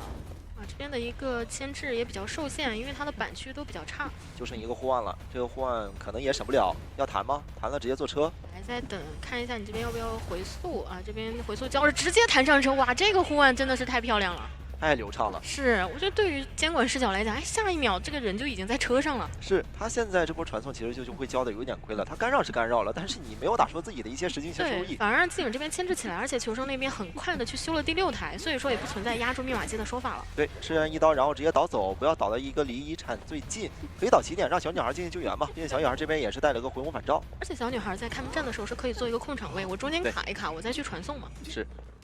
就来小女孩得帮忙扛一下刀。如果说是挂一下帐篷还是放下了，想拖。想去管一下，因为他的技能也好不了。他想让他开之后直接回速回头架这个佣兵吗？但是这个影子的话，其实你没有办法第一时间留在佣兵脸上啊，他一定是有身位拉开的。是的。这里小女孩手里还有3个输液。现在变换是不能去贴门的，得让佣兵来贴。要不是佣兵摸道具，然后让病患去贴终点门。对。而且你佣兵现在有2个钩，而且病患如果你传他的话，他有机会溜一会儿。是的，你病患现在有2个钩，他是能防让对面去传送，然后去发生一个终点的突破口。是的。看到经理这边摸了个针，我觉得还蛮有用的。对，我先扎满状态嘛，毕竟面对单刀监管。佣兵满状态是可以直接去扛到一个挽留刀的。对，我就硬走门了。没错。那这边的话留了一个影子，但这个门是没有点开，得看一下天风他那个牵制钩子交出去以后，前面但这样的板不极限，如果没砸到他就被抽倒了。是的，那就完全是另一回事了。那现在对于求生来讲，佣兵可以回去救人啊！哇，这个博弈回速也给骗回来了。这时间是撑住了，那起点的人是能救下来，救下来之后2个人双双点门。是的，前方的话我就尽量倒在终点站。然后把时间也给拖一拖。然后现在已经是没有道具了，边患肯定是要倒地的，没有办法去走去那个地窖。对，对于求生来讲，我是把你的一个回速以及传送全都给逼出来了嘛。是，他任务完成了呀。是，稳定点门就好。你真的就是对于病患来讲，不能第一时间过来就被秒掉。没错，佣兵现在是摸第2个枪子，摸的是个魔术棒。匹真好。上次我玩一个佣兵，摸了3个箱子，3个全是镇静剂。那得看你的状态，你要是半状态的话，我觉得还蛮香的。半个状态呀、第一个是摸针，我很开心；第二个还是针，有点沮丧，有点一般了，后面就开始掉下脸来了。第3个就开始失望了。哦，那这样的话也是完成一个平局啊。这样完成平局，双方都还能接受，毕竟你现在的积分也不是说是需要太拉一个大分。对，我觉得对于DFXGT 的球商来讲，也算是完成任务了，因为毕竟是 GW 这边去选图啊，包括说月亮河这张图的话，其实也是歌剧非常优势的一张地图嘛。是的，看 DFXGT 这边的有个监管者，他到时候会不会换？如果说是你不换，还是伊莱亚这边上场，那你这个角色得瞄着3抓去争一争了，因为你现在不争的话，你第3局还是要去争一下这个压力的。或者说，哎，如果不行的话也保平，然后到了第3局是他们的一个选图，因为我看到球生他其实两边的一个状态都比较好嘛，那到了第3局其实也可以让哪边的一个球生先去争一个3分出来，然后让监管去保平，因为你到了后面的话，首先你这边小图的话，就算对面搬，我也是有很大概率能选出来的，那小图其实给到球生那个优势就会比较大一些了。对，你打到第3局，其实你掏什么样的一个角色，其实对面也会一样了，对吧？因为角色池太像了，镜像了，对，太镜像了。看到这现在积分也是一个2比2，小女孩这边也是带有化险为夷嘛，也是跟这个佣兵互相担任一个补上的状态救援。对，那其实我觉得像 DFXG 他们的一个看出来的一个配合，其实已经是无限接近于我们的一个职业水准了，因为他们每一波的话非常清楚监管下一波的一个抓机会点在哪里。没错，那每一次的话还是能够成功顶住的，包括说整体的一个运营来讲也没有说太大的一个问题啊。就全防了，知道你监管者要传送，我连密码机我都不碰，他直接选择上楼了。是，然后上楼之后呢，你这边再过来想临时调换一下目标，去找一个半状态的佣兵，但佣兵那一波也是很关键。如果说他一旦倒在了起点半场或者再快一点的话，那首先2战那台密码机被控住了，那病患那里的密码机也来不及。是的，那我们看一下天风这边是会议是300，然后牵着32秒，中间标这边是直接牵着60秒，然后冬日这边是破译了165，然后牵着43秒，佣兵这边是直接破译了103，然后牵着64秒，就是2次。交换人的话也是命中了9次，击倒了6次，时间也是在一个6分钟。刚刚其实就是差在鬼屋，真要是有人有那么一点点的小贪心，我直接多摸一下密码机，这局面可能就不太一样了。如果说你传送过来的话，人没有及时拉开，被你拿到一点状态，然后这个时候无论你继续追，还是说想临时调换佣兵，起点站的这个人都救不了人了，会秒的，对吧？你小女孩是直接翻出那个2楼窗口，可能就会要倒地了。你倒地之后，那你佣兵这个位置，其实我也能知道，你2个护岸，我打你一刀，你帐篷那边密码机不可能够。是的，然后你这样在临时换人，没有人去终点站新开的话呢，这个节奏就已经是一个多抓局了。对。那其实是一来二去，就是我先抓了小女孩，再找佣兵，两边其实没给到太多的机会，甚至他那个比较漂亮的护腕，对吧？弹上坐车，对，做到2战，给到了这个监管者，直接断了一层的节奏。包括说到了开幕战，其实歌剧有一个很强势的说，我留影在椅子跟前，我直接交传送过去嘛。是那一波对于病患来讲也是比较关键的，它是有一个很终点站的一个砸头，如果说那个地方比较极限的没有砸到的话，可能倒得快一点，这边是来不及回去救人的。是的，其实我在算时间啊，他那波回溯要是先抓佣兵，因为你佣兵没有道具了，那其实追击倒的速度就比较快，然后再利用自己的传送直接去起点抓这边的小女孩，有机会吗？他可能害怕小女孩这边有一个传送，对他不太好控制他那个位置。如果说小女孩一开始我就不去门，我就去一个犄角旮旯，就怕他传的比较早，刚好在这个段时间的时候，他这个传送给交出去了。对对对，其实也不太好打断。他想就那波那个3抓，看能不能怎样的去争出个局面。我想就是在鬼屋，鬼屋如果说是求生者有一点贪念的话，监管者确实还真能抓住。对，你打掉1点状态就行。对，别让他是个满状态小女孩，也就有一些机会了。是的，因为确实当时2战下那台密码机才60多嘛，还是要花一定时间的。来看一下双方的一个换边，那这样同时对于DFIGT 的监管来讲的话，就是我也要保底线保个空间。角色的确打着争议下来呀，要不也是选个歌剧，还是说是喧嚣，要不然就是自己的雕刻家了，3选1了。对，但我觉得这张图的话，其实雕刻它会，那我一定要带移形了。是的，我太害怕你这样的一个拉点了。你不带移形，这个车直接坐就杀了，因为基本上是起点做到3战。对，就如果你真的是雕刻的话，那我们知道你是一个比较腿短的一个监管，我们就不太着急去抢这个密码机，我可以优先是给你点站台。或者说，如果说台球手的熟练度比较高的话，我觉得也可以去试。有的，对。不知道有没有说是能藏这么一手？因为平常你要是排位，我碰到他的话，基本上都是自己拿一个绝活雕刻家在那里打。主要你也不太搬得到雕刻，对吧？一般是可能还是搬其他像一些女王蜂一些其他的角色。打绝活的玩家他们不管的，你就算这个阵容你针对我，你每一个人都是针对我的，我都是能打。对他就是为了这个认知分，他想要把自己这个角色能打出一些上限。对，而且对于很多绝活玩家来讲，我也知道怎么样去应对你们。是的，接下来我们看一下伊雷亚的采访，谈论第一场面对 GW 的看法。深渊9的话，就希望能发挥自己努力练出来的平时训练的水平就好了。我们第一场就要面对职业队嘛，这也是一个很好的学习的机会，相对来说，就希望发挥出我们训练状态，我们来碰一碰，去看一看嘛。他们队伍的话有一个很熟的熟人嘛，他们队的马伟是我去年我们队的队友，面对他们的人队方面的话，还是毕竟是职业队嘛，还是好好学习学习，期待跟他们可以切磋切磋，也希望就发挥出我训练状态就好了。这不刚好了吗？缘分也到了，对，是吧？其实也蛮中肯啊，因为很多民间队的话，他私底下确实是非常努力的，也很希望他们在赛场上非常有限的时间内把自己平时的一个状态给发挥出来。是，就是有这种缘分的话，我觉得还是得感谢一下超神，对吧？你这个小手一抽，真的有缘分的续缘，有缘分的续缘，你知道吧？反正就是有关系的都尽量给你抽到一起去了。对，那我们直接来一个碰撞，真的是看一下我们时隔多日，后面再一个交手，大家会有怎么样的一个变化？是。然后你现在选手都太了解了，刚刚他也是直接提到马伟嘛，相信马伟这边也会对他比较了解。说这边可能去年的时候伊雷亚很多角色都已经是非常熟练了，那也自己这边的一个队伍也会防范一下。是，就看他这个下面有没有说是自己藏几手了。对，像台球手这个角色就是比较新一段时间出来的一个角色嘛，是赛场上强度也是有的，就比较考验说有没有人在这些时间内把这个角色给练出来。没错。这角色要是真练出来的话，主球一出，那真的是谁也挡不住。再加上如果说是你这个思路清晰啊，感觉比当年那种女巫打的还要会激烈一些。他这个控场一旦控起来，真的是太恐怖了。对，密码机一直在扣。来看一下搬掉了先知跟火灾调查员，那求生这边是直接把台球手摁掉。那不说了，肯定很了解了，这个台球手上来就尊重。那肯定练了，但求生者这边也是拿出了幻灯师。没错。3班飞行家也是不太想让你们有一些稳定的站台牵制嘛。是。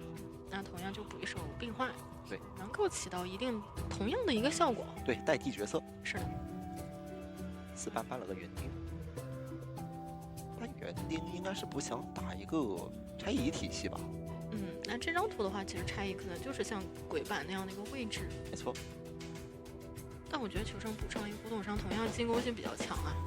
也是你离椅子稍微远一点，他来 OB 的话，有很大概率让你放下来，或者是直接给你打下来的。他这个搬法像雕刻家吗？怎么说呢？会有这样的一些迷惑性在里面，但如果他换别的角色也是可以的。这张地图有点大，对，因为你像是搬到这个园丁，其实有点少见。对，园丁的话就是吃多刀，对吧？对呀，你像不一定能就炸2下打1刀秒掉你。对，你在监控者视角的话，你想你如果说是搬掉园丁，你的用意是什么？你难不成你是怕他这边的一个稳定性，对吧？我占了个盾，或者说是我这边吃到的次数比较多。但我觉得应该不至于吧，毕竟你是一个月亮河，你其实在作为一个追击上，你不论是圈锹还是什么角色，我觉得追击其实还好，没有说是那么太担心。那就更多的应该是怕他这种拆引系了。拆引或者说，如果他打雕刻的这样的一些角色，我带一手张狂，其实古董商这边也没那么好去操作我。是的。加上我的一个雕像也是能一定程度上去挡一挡的。所以我会从这边方面去想，选择歌剧。歌剧。那感觉歌剧面对这个阵容的话，也同样比较难受嘛，就能站台的一个点1，包括说古董商也是放出来了。没错。选择歌剧打这个阵容，移情闪现，兴奋，应该不至于吧？对，我觉得可能前期还是中规中矩的一个闪现吧，因为这把的话，对于他来讲，优先还是要先保平的。闪现还是移情的，都会比这个兴奋给到的收益高。对，因为你兴奋就太赌要去追古董商了。选择一个红马。选在这里，我觉得就一定要去找这个变换了。对，那这样的话，可能带闪的一个概率就更大一点。我需要闪现终结到他，先把他逼出站台去旁边那个板区。那有意思就要看这个变换是不是双弹加飞轮了。一般来讲，变换无论如何都要带一下弹射的。是的，你这个弹射一定要有的，你没有，你这个200一窗转不出去，就架在那里了。对，只是看你会不会带回光返照了。看有些带吗？光是带了一个双弹，而且除了他以外，其他人都是化险为夷。没错，也算是预料到了。那3个化险为夷也是能拖很久的时间。对，因为本身如果你直接追变换的话，外围3个人谁来救都可以。对，就近的一个原则。看一下奈仔他的一个前期牵制。那现在进入到比赛画面，本场对局是由 DFXGT 的监管者对阵 GW 的求生者，由解说小木木解说出下面带来实时赛况解说。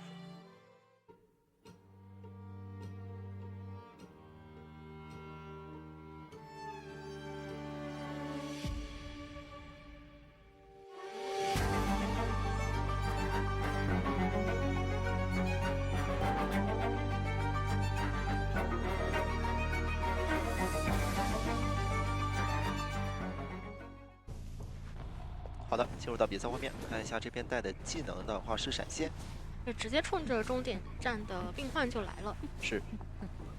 那前期的话就还是看能不能快点把病患这边的道具也给逼出来。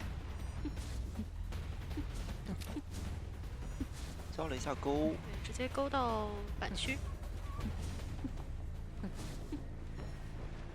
能架住吗？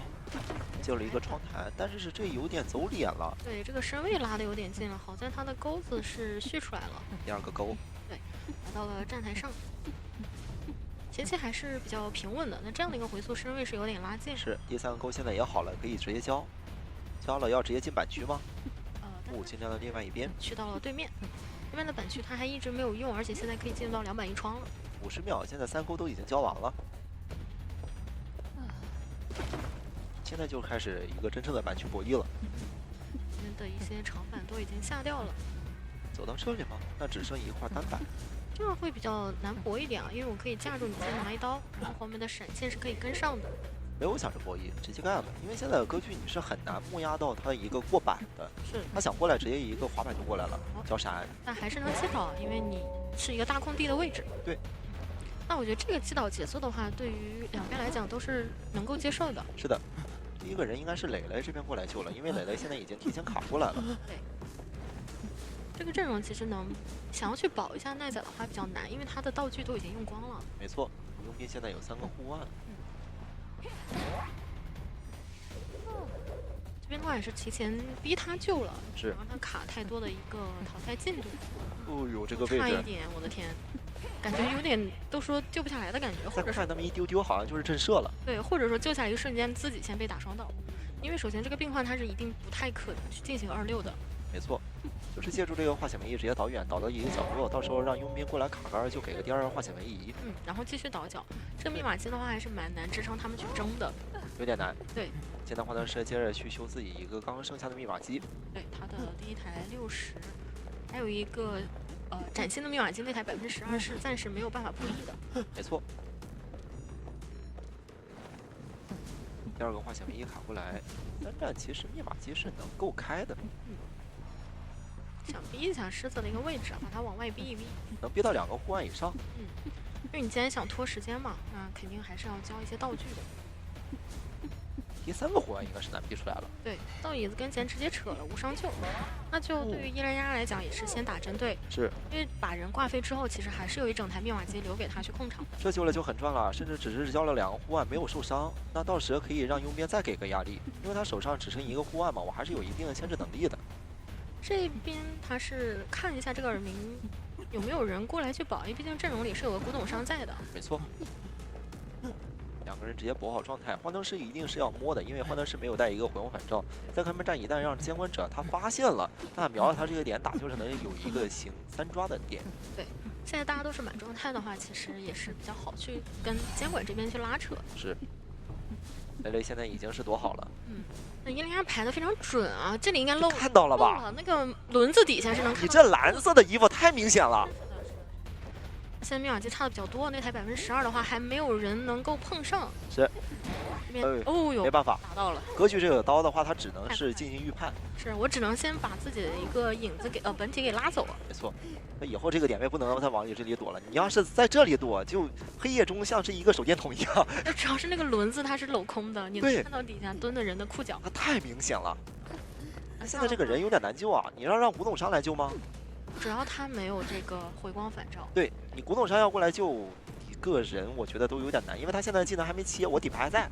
对，如果说我去打一个拦截，包括说他现在2个人才进行一个换位啊，有点难。从鬼屋过来，我觉得幻灯师都要过半。这时间肯定是压满的。对对对，那他是一个上挂飞起，他开门战士没有回光返照。好消息是伊雷亚一直在旁边去守着，他并没有说是去红马去找到这边的一个古董商。那这个地方要是真能也能发现，你也是难救人。对，是的，位置还是有点远啊。哎，有点太危险了。马尾的位置了，把你往外架。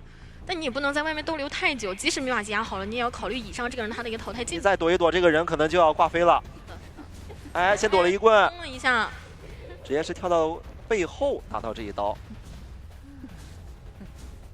想直接闪现，哎呦，想闪现落地，但是没有打到。这一刀再打到之后，先不着急回棍，因为你这个队友的话在旁边。是的，但他能再套一个化解位，所以还是优先先把幻灯石给打红圈。没错。然后确定一下古董商他的一个位置。2个人拉开，你要再下来的话找古董商，古董商就是给没有疑虑了，就直接给你一个3棍。是的，因为还是想找一下，因为他确定了幻灯石大概倒的一个位置啊，他的一个20秒时间已经是快结束了。就看这几棍能不能续上了。这里就要看到是缘分还是渊源了。那古董商还是蛮难出去的，他只能尽量拖一下幻灯师他的一个自愈时间。拖嘛，你闪现反正刚刚也交了，这要是走门，你这个幻灯师你也难拦住。这里他的一个止戈时间马上结束了，在云门。是。那这样把人挂上以后，幻灯师其实蛮难走掉的。对，那幻灯师马上也要起来了。那他刚刚就是倒在了这边的一个人皇桥上。能拉开吗？看到了他的一个位置。他得倒远，他就往起点倒。对。倒到那边，让队友能给到压力。佣兵现在得出来，他不能去摸这边帐篷的人，他可能得去摸这个幻灯师。哦，那这个人我觉得他就不用管了。但佣兵得出来给压力。哎，没有自己了，还要管他吗？那应该也有机会来得及，因为这边的话人是刚刚往地下室里走的，我觉得这边也能透到出来的古董商吧。他想要利用自己的传送去来，但是佣兵是个满状态啊，他有护腕的。而且有可能走地窖。是你现在的挽留，应该有点拦不住了。哦，他现在是个挂飞，然后佣兵现在是出来，护腕直接弹走啊，走到地窖，那还是保个平局。我觉得还是有一点可惜。我觉得不如直接去抓他，然后你现在已经是没有自己了。就可以先不管幻灯师，对啊，佣兵点的是终点半场的门，他如果从终点站过来管幻灯的话，是要花很长的时间。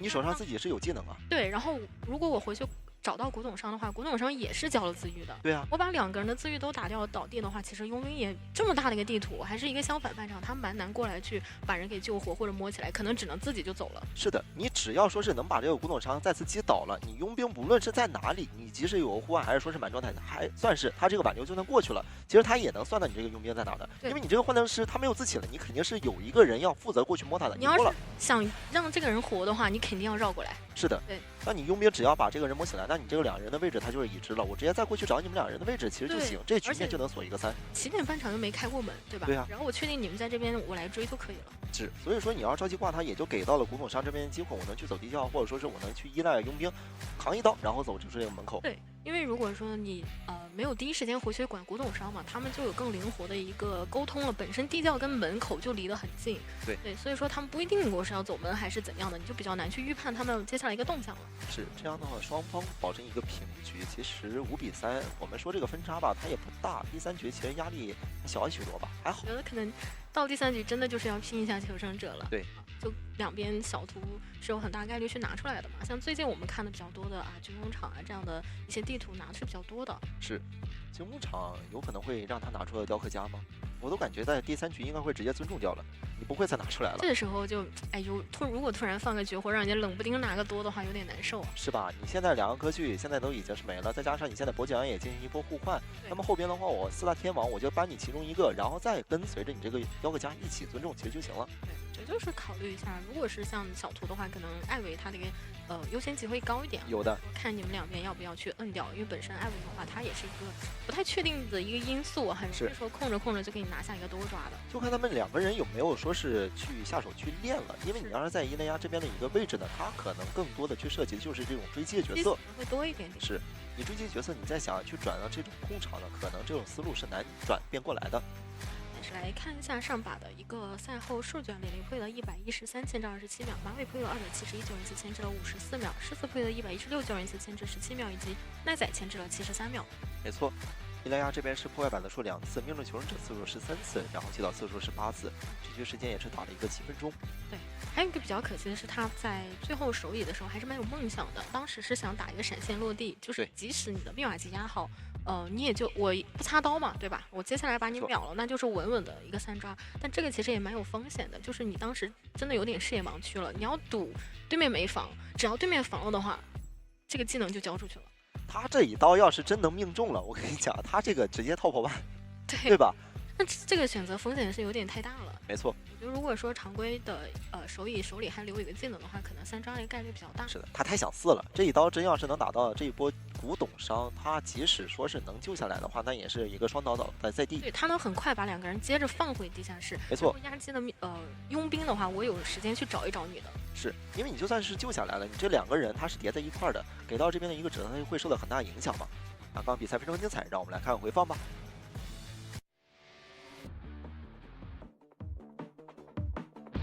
OK， 没问题。他以前没有影子，我往他脸上顶，让他回速哦，回了。这边20秒，你现在可以慢慢。他能做车，哎，你还能撑吗？还能撑吗？还能撑。等。哎呦，好，快死了，快死了！直角落，够了。这就行，不用预判，吃上，不用预判。导失龙了，可以。伤，伤吗？顶脸，我帮你顶脸。好救。可以不上救了。吃心脏就无所谓。吃心脏就。谁心脏救了？他把我点了门。好枪！欢迎各位回到3v9的比赛现场，我是解说初夏。我是解说小木，马上进行的是今日比赛第4场的第3局比赛了。那么刚刚呢，还是 GW 这边是一个领先，第2局是一个4比4的平啊。现在的话就是1比0的一个大分，现在大分现在还在，小积分的话现在还是一个5比3，所以说这个分差是最小的一个分差了，我觉得没错，这都蛮有可能的，就难说。对，因为那对于劣势方来讲，我优先还个5比3嘛，对吧？如果说我还5比3，那我有打加赛的一个机会。是。那如果说对于优势方来讲的话，我就两边先保平先啊，把这个2分的一个优势维持到最后，也能拿下胜利的。这5比3，看要不要选小图吧。选小图，你监管者其实就有机会能去打出来吧。毕竟你这些点位比较近，可以去争一争，去打一打。比较考验两边监管后手的一些角色池嘛。像小图的话，可能适合的一些角色就不一样了啊，尤其像军工厂、医院这样的，就杂货商之类的会舒服一点。没错，害怕你这样的一个高墙跟建筑。我是认为今天是应该看不到雕刻家的，雕刻家一定会尊重，而且不可能让你出吧？就两边都有的情况下，都已经打到这份上了。对啊。我小谎言，我是至于就是说是在我优势的情况下，我还要去冒险去给你打雕刻家吗？我觉得没必要，选择一些求稳的就行。对，尤其是后手商的监管，他特别要看前面队友自己怎么样去发挥的。如果说一旦是保平了，那对于优势方来讲，我没必要冒这样的风险，我也稳稳给你打。你一雷压，其实在这一手，我要是说是求稳的话，其实这个角色我都不可能会给你放出来。对的，是的，是的。就大家就打一些我平时常见的，就算强度摆在那里，但这场我打得多，我心里有数嘛。对呀。或者平时的一个训练资源给的也比较多，你像尤其一些绝活角色，其实平时对于很多队伍来讲，他也蛮难去练到的。没错，对吧？因为打的人本身相对来讲就会少一点，然后还要说，哎，能不能过来帮我们去训练一下？对的，你选到后边这些角色，其实都比较偏于一个，怎么说呢？它上限就比较高了，我不会说是能让人下限变得很低。我们来看一下，是搬掉了军工厂，就觉得军工厂的话，确实小图对于求胜来讲，争分的概率会比较大一点。那没关系，还有红教堂在，因为红教堂来讲的话也比较军事，它不像医院那样，就是虽然说我们好打了，但是我们的监管也比较难受了。没错，而且也是让这边监管者先上。红教堂的话，其实雕刻家是非常舒服的一张图了，因为你整体的一个交互是非常紧密的。舒服是舒服，你出得来吗？就是摊放不放漏。对。你现在这个角色真是我作为求生者，我是绝对不可能会把你这个绝活给你放出来，因为太冒险了。对，这要是让你快速的提早一个进行2阶，你谁也吃不消，踢脸炸躲不了。而且有时候我觉得这种交互夹或者是走位的一个夹，就完全看缘分嘛。当时你两个人正好想到一块儿去了，可能真就是吃到了那几段伤害了。没错。快速出现，九忍者这边看怎么去搬。四大天王其实现在的话还剩2个嘛。对啊，你歌剧现在也没了，跛脚羊也没了。这张图的话，我觉得生肖跟艾维也都还可以啊，因为像地图比较小一点，艾维是比较方便控场以及控门的。那生肖来讲的话，它的追击也是有发挥的空间。不知道有没有仔细研究过对面的一些决策池了？但看刚刚 GW 他们整体一个班位的话，其实是不太希望对面那个台球手出来的。我觉得可能到了第3局还是会延续到台球手这样的一个班位。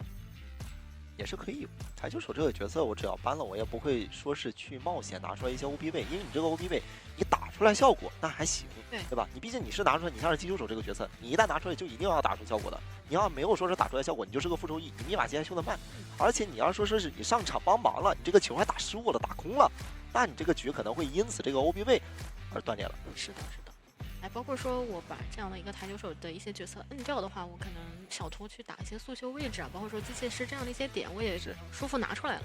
比赛上的选手其实不太敢拿这种硬抢的这种 OB 位，因为你一旦要失误了，真的你这个后果你能接受得了吗？一般就是要争B4跑的时候，对或者说已经是裂的没办法了，没招了，我只能说，哎，那我就拿出来搏一搏嘛。是的，再差也不能差到哪里去。那种情况你要是拿出 OB 位，就是我输了我也认了。对，我都只能 OB 了，对吧？对，你要现在这种情况下的话，你直接拿出 OB 位。哦，金光来了，是视频，绝对是空军的新的限定时装。这时候得适合点一下屏幕，你知道吧？点一下屏幕，看看中间有没有说是那种大括约号。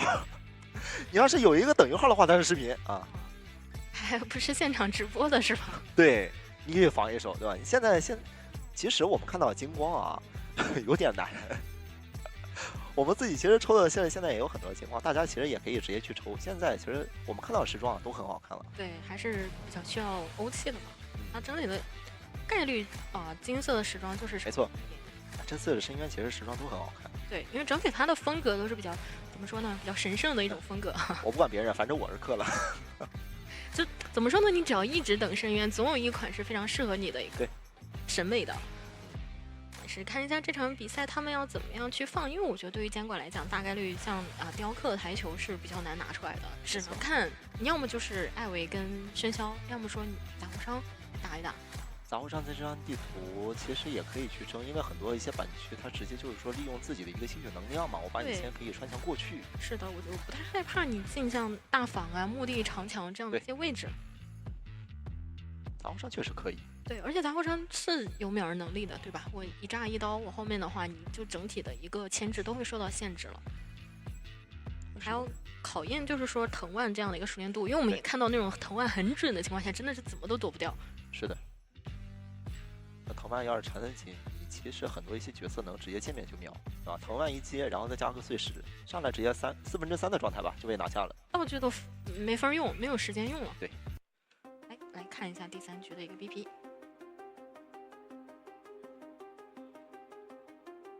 是搬掉了火灾调查员。这张图的话，其实火灾的发挥空间也比较大嘛，在中场。他估计是不想让他在大房进行波堵路，或者说是堵那个角落。对对对，你这种是必要去处理，浪费一点时间的点位啊。是。那他们果然还是搬了台球手跟雕刻。尊重。对。拿出了拉拉队员跟飞行家，也是一个比较常规的配合。我可以给你捡一下手持物的 CD。啊，让你实现一个连续交道具的一个说法，就不太害怕说我交了道具你一个移形，对吧？没错，这边没有办法了。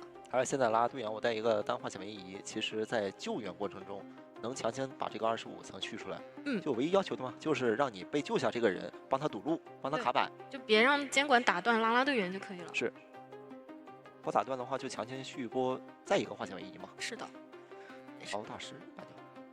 感觉他蛮想从手语上拿到一些节奏啊，像守墓人跟淘刀大师都是在手语环节会让监管比较难受。救人位搬不完的。对，其实他们还是选了一手哭丑。那同样哭丑的话也是有一定的一个以前眩晕的能力嘛，加上他其实跟别人来讲他的 OB 能力更强一些。现在救人位太多了，你哭丑也好，淘大师、守墓人、包括说记者这样的一些记者、骑士都可以，是都可以帮上忙。而且本身就是小地图的话，其实对于救人位的要求就更低一些了，因为首先赶路上是没有什么压力的。没错。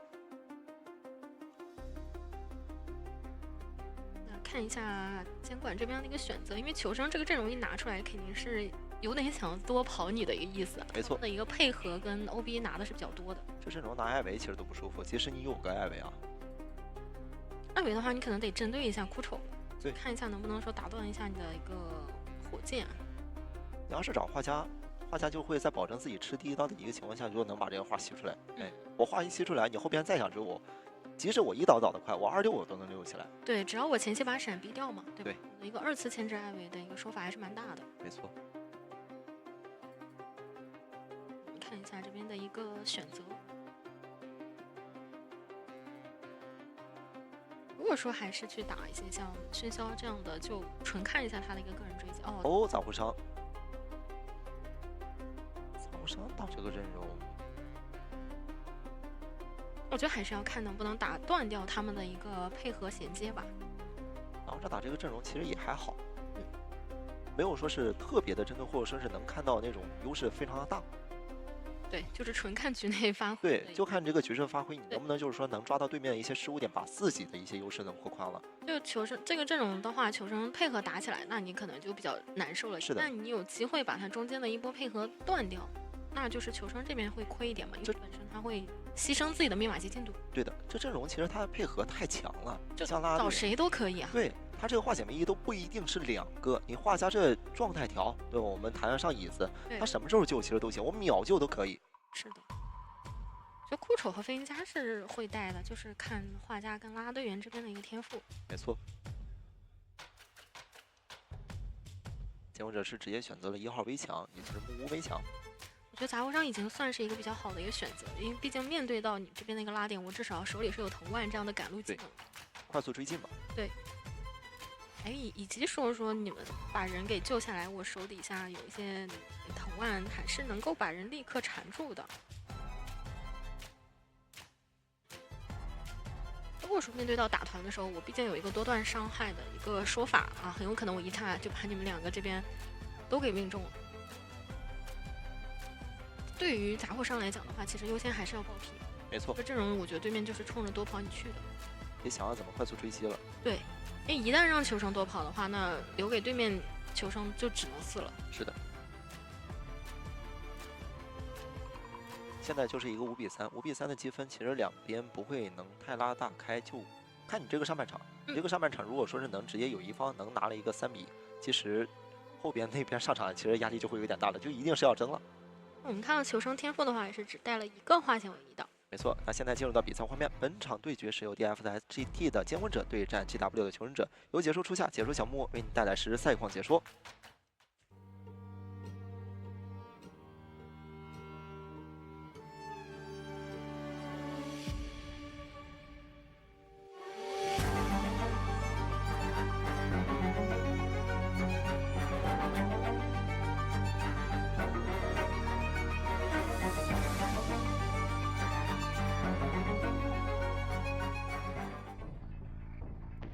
好，进入到比赛画面，上来是直接去往木屋吗？还是说是在大房先干扰一波？木屋的话是奈仔，来看一下，感觉是有点想追了。想着木屋绕一圈，然后转回大房吗？这边的话，其实只要有视野，我是可以开门直接贴近你的身位的，然后把骗了一波，对，把飞行家给逼回来。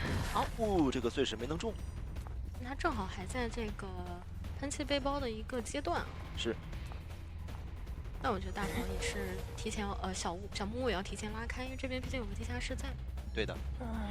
现在还有碎石。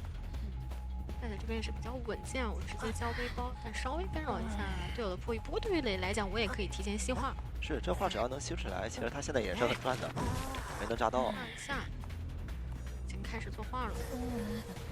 这画放出来，你是拿不到这一刀了。哎呦，这个碎石躲的太有灵性了。先躲碎石再放画，正好卡了一个时间。对，交个移形，想强势拿刀。不用飞轮，没必要用飞轮。用了飞轮，其实他这一刀还是会吃。对，还是能跟上的。我不如说稳稳吃一刀，受击加速，接着画第2幅。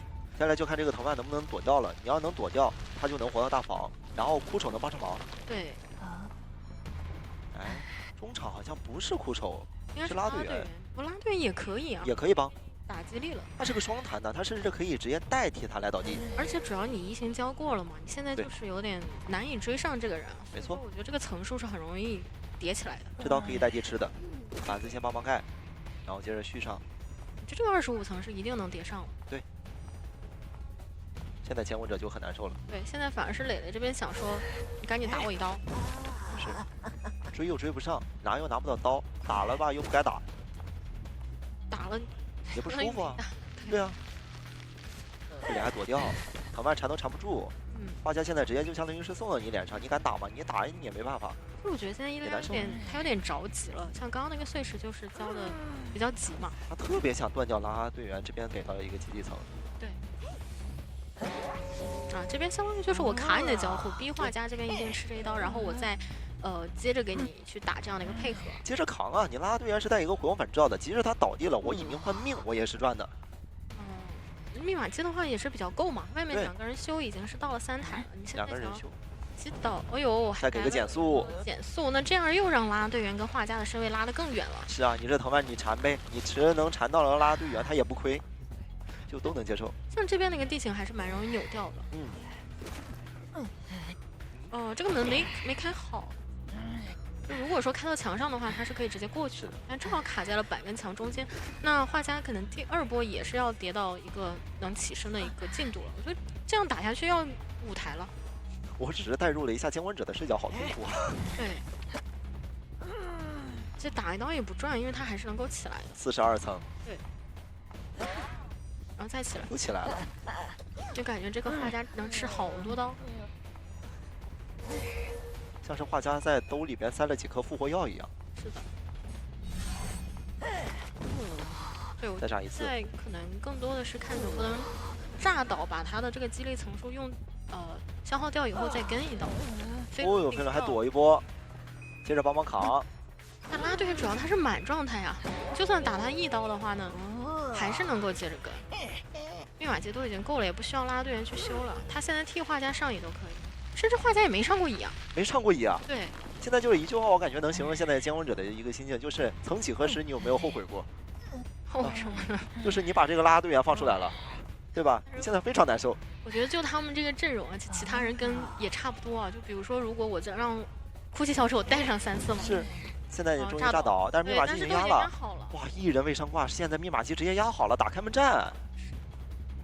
而且门贴的很早啊，因为他们的时间很充裕。你可不能挂在大门附近，否则到时候拉队员我换个人给个点个基地，你哭手直接带着这个25层过来救人，你也拦不住。是的，那我觉得3跑对于他们来讲已经足够了，因为这样就已经要求对面的求生必定要4跑。不过他们也可以去试一下，毕竟这个画家是1挂。你看他们现在已经在发自己的冷却了，难不成真有想法啊？如果说拉队员想试一下的话，这个椅子其实离得还是有点远，有点远。对，就是就算套上化险为夷，毕竟这边我可以缠你把你的一个位置锁住嘛，你是不可能一直保持全速往门口冲的。不想了，是直接完成1波3跑，没必要。你要是过来想打一波，真可能会给到杂户上的机会，对吧？你保平了，那就亏了。这3跑已经是完全足够了，你这样需要对面的求生一定要4跑，是的，才可以，也没有加赛的可能啊。这个4跑，手法来了呀，我们的那个 OB 位，对吧？那我觉得就一定要拿了，可能像勘探呐、击球手啊这样的，就是不得不拿一下，包括说前锋这样的一些角色。是的。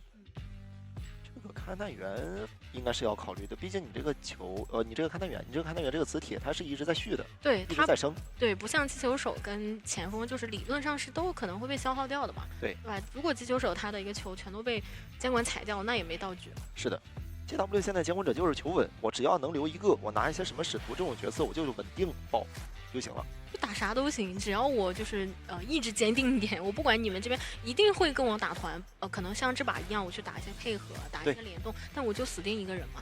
是的，所以说现在的角色就是难题留给这边的一些求生者了。你求生者怎么样去争这个4？你这个 OB 位要拿的太多的话，你这个密码机也会耽误的太多了。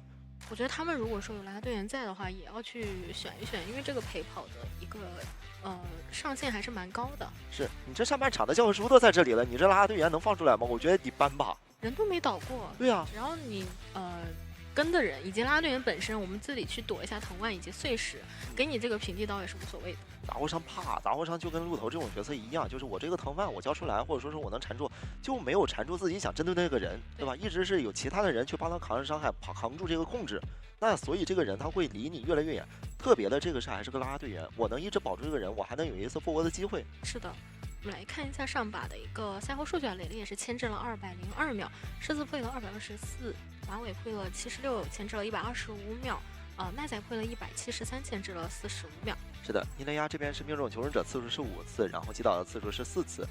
这局时间，也是看5分钟，求生者也是没有倒过任何一次嘛。因为对你不需要任何的说去救人的环节，对啊。然后密码机也是一直全速在破译的，只是说拉拉队员他是一直在跟嘛，但他在跟的之前也是有一定的一个密码机进度放在外面，包括说磊磊开局也是我修了将近30的密码机，你是属于一个换追，我前期是用我的画板保下了奈仔他的一个飞行家的，没错。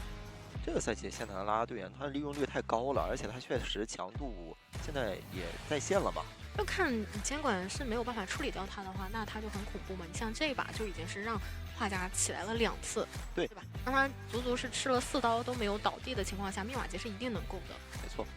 然后这把的话，你看，其实像哭手的配合还都相对少了一点。我就是在中推的时候给了一个推进器的眩晕。是的。如果说拉拉队员跟完，我再让哭手带着飞起来的话，那可能这一把都不会有一个击倒节奏了。也就是监管者不能投降，要不然直接投降了，对吧？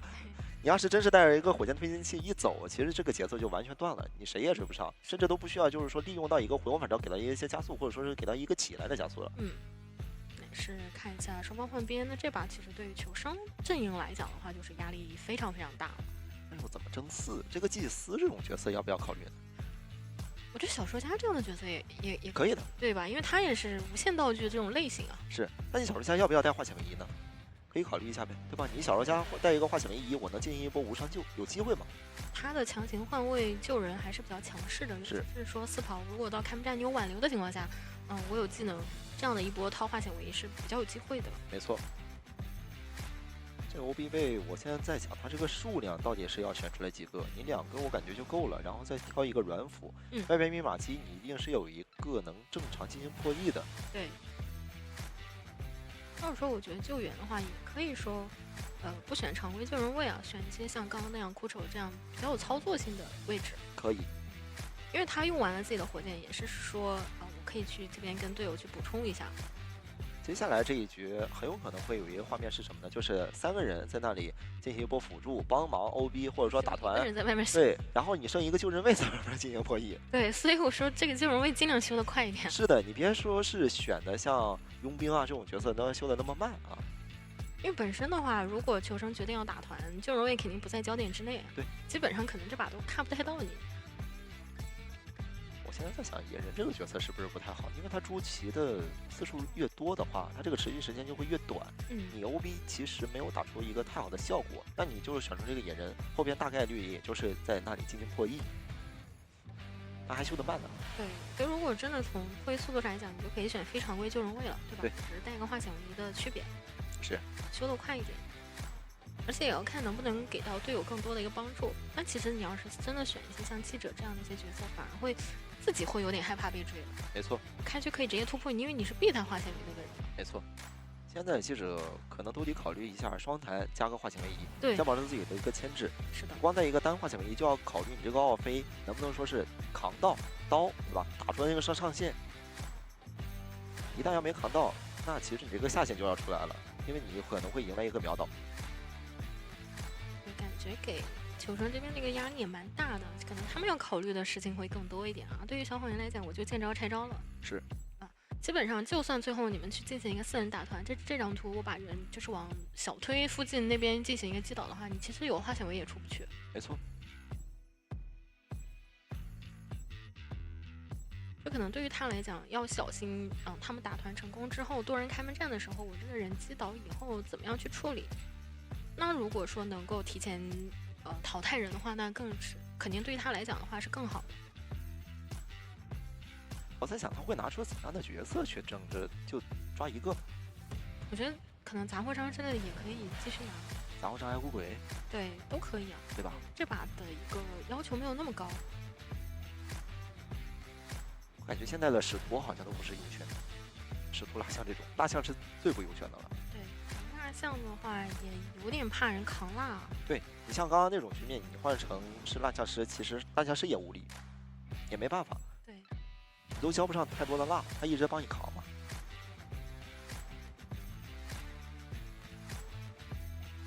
来看会不会是爱哭鬼，或者说是杂货商。但爱哭鬼的话，如果你想跟我打团，存在感给的比较多，我开了2阶之后，你出圈它有一定的一个减速，也蛮难说，能把人保活的。是的，这一局是直接把拉拉队员搬掉了，因为刚刚那一局实在印象太深刻了。也已经领略到了这个角色的恐怖之处啊！我把你爱哭鬼直接搬了，想让你拿雕刻家，但是雕刻家这个角色没必要，现在有点冒险了。我觉得可能还是杂货商，或者说你就打一手喧嚣。对，但是求生这边是选了一手前锋的，所以说可能喧嚣来讲的话，你会有点难受，不好牵人。对，一旦被撞起来比较亏啊，选择了幸运儿，是可攻可防嘛？对，也比较灵活。最后搬掉了你的勘探跟入殓师，尽量减少你们这边那个 OB 位。但我觉得可能一个前锋是不太够的，要不要再来一个？或者说小车家，或者说是，还有什么角色会更好一点呢？那其实他囚徒，想保一波速修。对，是选手自己比较擅长的角色了。那你囚徒的压力会有点大呀。那你选出来这把你是修不了级的。对，你肯定要被追。就溜一整局，对。这局的重心就是在这个囚徒以及这个幸运儿身上了。那我觉得对于囚徒来讲，如果说监管带了兴奋去针对前锋的话，那你尽量就是靠个人要去多牵制一会儿。没错。如果是其他技能，那一定要先把技能给逼出来。就还是给到冬日这边压力比较大吧。其他人其实我觉得在这场对局里都是作为说保护囚徒的那个存在。没错，就杂货商吧，杂货商好像还不错。是的，不怕你去拉点啊怎样的。是的，囚徒如果说是想绕大防的话，这个杂货商其实就能破。这把其实能把人真正保活的话，就是一旦你牵起来啊，那只有幸运儿的枪跟前锋的球了。是。幸运儿有到时候可能还会摸一个手电筒吧，就是自然家的道具手电筒。对，我一直倒车跟着，还是有点说替囚徒倒地的感觉。打不伤。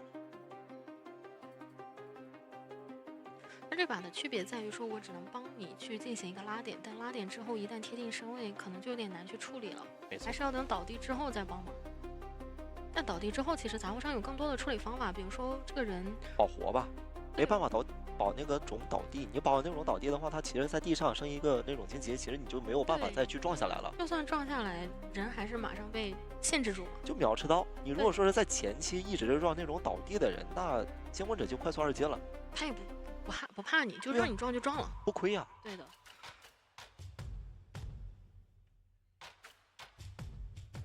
看一下怎样的天赋？对，那囚徒要把队友都找一遍，最好是每一波都让队友把他这个倒地时间给延长。这大防不好绕。对，这杂货商我是能直接从那边的板区，我就把这个动手给你开了，开了之后我就看你有没有说是一直在绕嘛，你绕来我就跳下去。对，对于囚徒来讲，面对杂货商肯定是我直接直线拉锁好一点。是的。这里要是找气象的话，气象可能就会围绕大方区绕一圈，绕到正3。你这个囚徒也不好修，因为你要防止这个监管者突然换追。囚徒前期都不着急，对吧？我确定好你到底要追谁了，你很有可能追着追着就往我这边突然就来了。所以说是需要赶路嘛，你一赶路，那可能就会耽误到半分钟到1分钟的时间。那这个耽误的时间，你这个密码机其实就会在于多少呢？可能也就是个1/3，对，差不多这个进度了。是的。毕竟外面是个前锋在修啊，对，而且幸运儿的话也要花一些时间，我要去摸箱子再破译。那在他摸出来娃娃之前的话，整体破译速度都是比较慢的。是的，所以说这个问题就在了。你要是说想要去打一个私人开幕战，你这个密码机一定得快，你要打的争。但你要打的争呢，你这个角色你又有点怕被追。等会儿他这带的是个双弹加化纤维衣，非常非常争了。他甚至觉得说我自己都可以去当一个9人位，如果说你真不追呢，对吧？那现在进入到比赛画面，本场对局是由 GW 的监管者对阵 DFXGT 的求生者，由解说小木木和解说初夏为您带来实时赛况解说。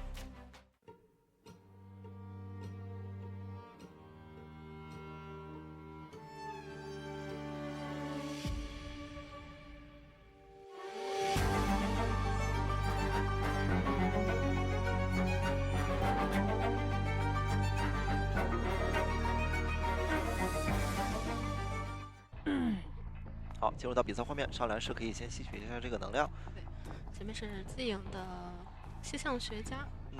但这边的话，我觉得我们还是看一下囚徒的一个位置啊。哦，想先吸这边的墙，走上来看这边的囚徒。哦，不是，还是想找一下这个气象。然后囚徒也没露脚印，他完全不在大房内啊。顺便看一圈。就确定一下那没人的话，我其实是把我留一个嘛，所以说我也不太需要去挑人，我就正常去追击就可以了。求生者现在这个云层不太好教。因为你不知道这个监控者他有没有说是去收集那种藤蔓。对。头先炸躲掉了。哎，这波取擦了。对。因为其实他当时那边被炸到之后，他前面是不能直接交抢无锋的。是的，但是这里有点坏了，你这个状态有点太残了，而且这脸上有点近。是因为他每一波交道具的时候都已经在刀气范围之内了。对，有点太近了。对。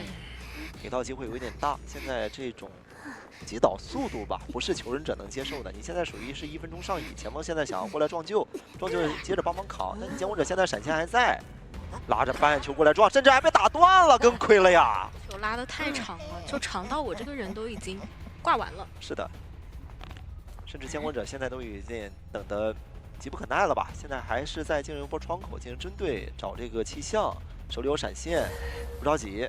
因为你现在闪现交了，前锋可能就会提前拉一球拿命换。这边的话还有个地下室，老妈再一缠，没能缠到，先接近再说。然后前锋刚刚是想帮撞，但因为你自己是承认藤蔓了，所以说没有固定好位置。哦，短球撞晕。其实觉得刚刚可以尝试着先拿一刀前锋。对，把前锋击倒，拿到密码机不够。对，前锋扛就扛嘛，你密码机现在完全不够。外边就算是有个囚徒，有个幸运儿，你现在机子也是完全难去能弥补上。对，因为我们看到小孩的话，他还是在补充道具的，先摸手电筒，再摸枪，下一波要他过来去保这个人物。只能是幸运儿了。幸运儿现在手电筒搭配着这个消长枪，能保住这个气象吗？这边还有个地下室，因为你一直围绕中场嘛，所以说，有地下室再把这个人保护就更难了。这还有闪现呢，这是闪现，到时候还可以打成一个落地刀啊。因为幸运儿首先他没有化纤维，这个人就不好出来。哦，重金之托。可能为了让他出来，要把这个枪提前交掉。没错。对，但交枪之后的话，你保人能力就会差一些，而且自己这边还倒了。他都可以换挂，这时候。对，就你这个气象，我先不管你了，我把你这个幸运儿挂在这里，你谁来救吗？你囚徒来救，你囚徒到时候也会面对一个有闪现的落地刀。那甚至他来跟也可以的，因为你要绕大房，但对于杂货商来讲，我不需要，对吧？我开一个门就过来了。哦呦，极限也算是拿着藤蔓直接铲住了。现在真的是没太有时间分出来去保这个气象，那气象也是要被淘汰了。对，那这样一挂飞，其实就可以宣布获胜了嘛。对，也是看一下后面怎么样去拉扯，因为现在这个对局是完全的监管优势啊，密码机差太多了，而且求生这边的一个状态比较差，道具也是用的比较多。再看看中间之托。是的，前方主要手里的球也没有多少了，加上飞轮是在一个冷却的，等同于一个球皮了吧？对，现在没有办法。而且再在这边倒的话，还是有可能进地下室的，就比较难。你要么就是倒在自己的小推遗产，要么就是进入到地下室的一个。没错。再炸一次。但天风这边的一个博弈还是非常稳定的，还是尽量多拖一点时间，而且也是带到大推的一个位置了。是的。每次面对一个杂货商，你在板子面对博弈，它就会形成这样的一个洞口，对吧？它中间的这条缝跟个面膜一样，你怎么办？那右边你在板后，我就用碎石嘛。是，等同于砸不到，现在就是。这样我还可以先封一下机子，这样别人修不了。而且他其实是一下看到两个人的位置了，囚徒刚翻窗进来，幸运儿是刚撒手。没错。那这个人是不太好救的啊，想要踢进椅子都有一定的一个距离。是。吸个藤蔓，这个藤蔓直接铲。还要去躲，那这样的话，我会优先你赶到，哎呦，打到椅子了。不过没关系啊，密码机还是差得多。是的。甚至我觉得现在对于小缓来讲啊，囚徒都带了个化纤维一样。对。这边也是直接过板了，对于他来讲的话也没有关系，因为现在留给他的时间比较多。没错，也还好，第一个人他是先完成淘汰了，要不然你看这个化纤维他带的这个太多了。是的。好，直接炸倒。而且现在外面求生的一个状态已经不支撑他们任何一个人来二救前锋了。没错。对，所以可能就是先去抢一抢，但是抢密码机的话呢，我这边传送也是好了的。现在救不活呀！你这个幸运儿带着一个手电筒，还有个护腕，我只要远距离看到你，这个人不可能救下来的。是。手上还有传送，一刀先打到墙体，不弹过来之后先铲。对的，还是有点难贴近这个椅子，就是队友过来去，哎，但人没救下来，配合了一下，吃完一刀直接硬换。但天风现在也比较难牵制啊，他是没有道具的，只能让球头给他扛一刀，但人还是要被架在大推的一个位置。是的，现在是2个倒着的，然后1个站着的，你现密码器外面直接停的，所以说这个局面已经是板上钉钉的4抓了。消防员只要一直保持手上有人就可以了。不错，一蓄力刀，平换挂也没有关系啊。是，这个蓄力刀是想帅一下，但是没能被他这个墙体给躲过去了。反正藤蔓就一直放在椅子跟前，看你什么时候会来救吧。哇，这个持续时间太长了。对，而且最后的话，你要救，你这一刀打到了椅子上，天哪，差一点就帅成功了。2次打椅子上了。是。那这样让他们反而是3个人突然一瞬间全都活了。没错。但局势还是依旧的烈。对。现在的话，地上一直有一个倒的人嘛。对，而且我再把前锋给挂上，它也是一个挂飞的状态。没错。那对于消防员来讲，他其实思路还蛮清晰的。这样的话也是先淘汰第2个人。是。进而没有自愈了啊！我觉得击倒球头就是时间问题。哦，终于是打到了。那这样的话也是让我们恭喜 GW 拿下了比赛的胜利。是在今天的这边的小谎言，他的角色其实也没能说是太限制得住嘛。我们虽说是没能看到雕的家，但是他每一个角色说是我直接可以是针对到对面，我也能打出一个快速速抓。包括说他的一手二步到了第3局也是限制到对面的一个班选，我是一定要跟你先摁掉的。他角色现在多呀。对，尤其是到了很关键的对局，反而劣势方他不会让你的绝活放出来，我甚至可以打你的天王，但就是不能打你的绝活。这4大天王一跟上去，其实自己的很多的一些绝活角色其实也都会释放出来的，给到对面一些压力。他会一直成为压制对面 BP 的一个点放在这。今天的话，其实GW 的求生发挥也是非常出色的，因为他们上半场的一个3跑是直接帮助队伍这边已经是很大概率奠定了这样的一个胜局了。没错 ，GW 这边也是发挥的很好。然后我们其实也说到，就是 DFSGT 这边的话，我们其实实力上也看到它比较接近一个职业队了。但可惜在于什么呢？就是他们的一些失误点会失误的有一点多了啊，小细节失误。主要这把的话还是压力太大了。对，如果说你让他去冲3跑去打的话，可能都不一定有这么难受。但偏偏是个4跑嘛。一定要争4。对，我们的阵容选择上已经是囚徒，他是不能被追的。那其他人的话呢，要考虑的比较多，我又占了一个比较危险的点，但我又不能第一时间去中场啊，因为可能要考虑一下囚徒的拉点。所以说考虑东西多了一点，也难免会影响到自己的一个操作。是的。太多的角色，你真是要让一个囚徒来牵制，他的牵制不一定说是能牵制到多久，不能牵制到80秒以上，因为有点难。我们看到他是一个双弹加一个花前位移嘛，没有飞轮。对啊，你没有带飞轮，那么你在一些板局博弈上的话，这个碎石你是很难去进行一个反制效果的，或者说能牵制更久的时间。主要是牵制杂货商偏偏非常需要飞轮，你甚至弹射都可以不要，但是他的一些藤蔓跟碎石你只能用飞轮去躲。拉了半天点，然后发现监管者又跟上了，对吧？你结果躲了半天的碎石，你发现这个监管者他的技能一直是无限增生的，对吧？而且他还都是远距离的伤害，对吧？我们跟你没有拿到身位，我照样能击倒你。那也是看一下上把一个赛后数据，天风的话破译了62啊，牵制了125秒；冬日破译了230，牵制了49秒；骤停破译了140，救人一次牵制了36秒，及静的话牵制了98秒。是的，强火焰这边是破坏版的数1次，剩余密码机数量3台，然后命中求生者次数是在15次，军击倒次数也是在12次，纹身的次数也是1次。然后后面的一个打团环节比较多，所以说他的一个命中次数也会直接拉起来了。是的，后面的话就是集中在大推那样的一个椅子，就是轮着有人去进行一个倒地嘛。对，前段时间倒的实在太快，所以你前锋想要再过来救，我们就算那个球他撞晕了，能把这个人给撞晕下来，但是没有用。因为你倒的这个时间密码机它太少了，对，你需要保的时间，你这个前锋需要拿命换的才行。而且即使你拿命把他换走了，这个人也走不了太远，主要还是前期你的一个气象瓶一共就只能用个几次嘛，但前面2次都已经在监管面前用掉了，他已经确定你说后面就算再让你交道具，你也没有什么太多的说法。就那种局势，你真是拿命换，我感觉上啊，这个时间节奏应该是在一个2挂的时候，你这个密码机才3台。对，再加上的话，你前面2个人都很难把他的一个技能给逼出来。我手里有技能在的话，我这个终极其实还是不成问题的。没错，所以说你这个人只要是说二挂了，你还是这么少的电气量，那么监管者其实他的这个优势，他就一直能去扩宽嘛。甚至说，刚刚如果你真的很急于换他了，对啊，那我挂你啊，是啊，我挂前锋就好了呀。你地下室他都可以，甚至是直接换人嘛。对，没有办法救活。如果说我手上是前锋，反而的话，你们后面很难有人再把他给保住嘛，因为其实最主力的保护人的点就在前锋身上。没错，也希望 GW 他在后边的比赛能够发挥的越来越好嘛。那么刚刚比赛非常精彩，让我们来看回放吧。怕不怕？他咬你，躲掉，好躲。他失误了，别急。他被 A 你翻。翻了。我自己我帮你扛，给我飞轮波。我没飞轮。你尽量走正，你别管我，电机够了。帮你扛。不用给我，我给你扛。给好飞，我帮你扛。不用我了。我贴到了。目的我箱子。OK， 我目的外的箱子。开，快开。OK。我要摸娃。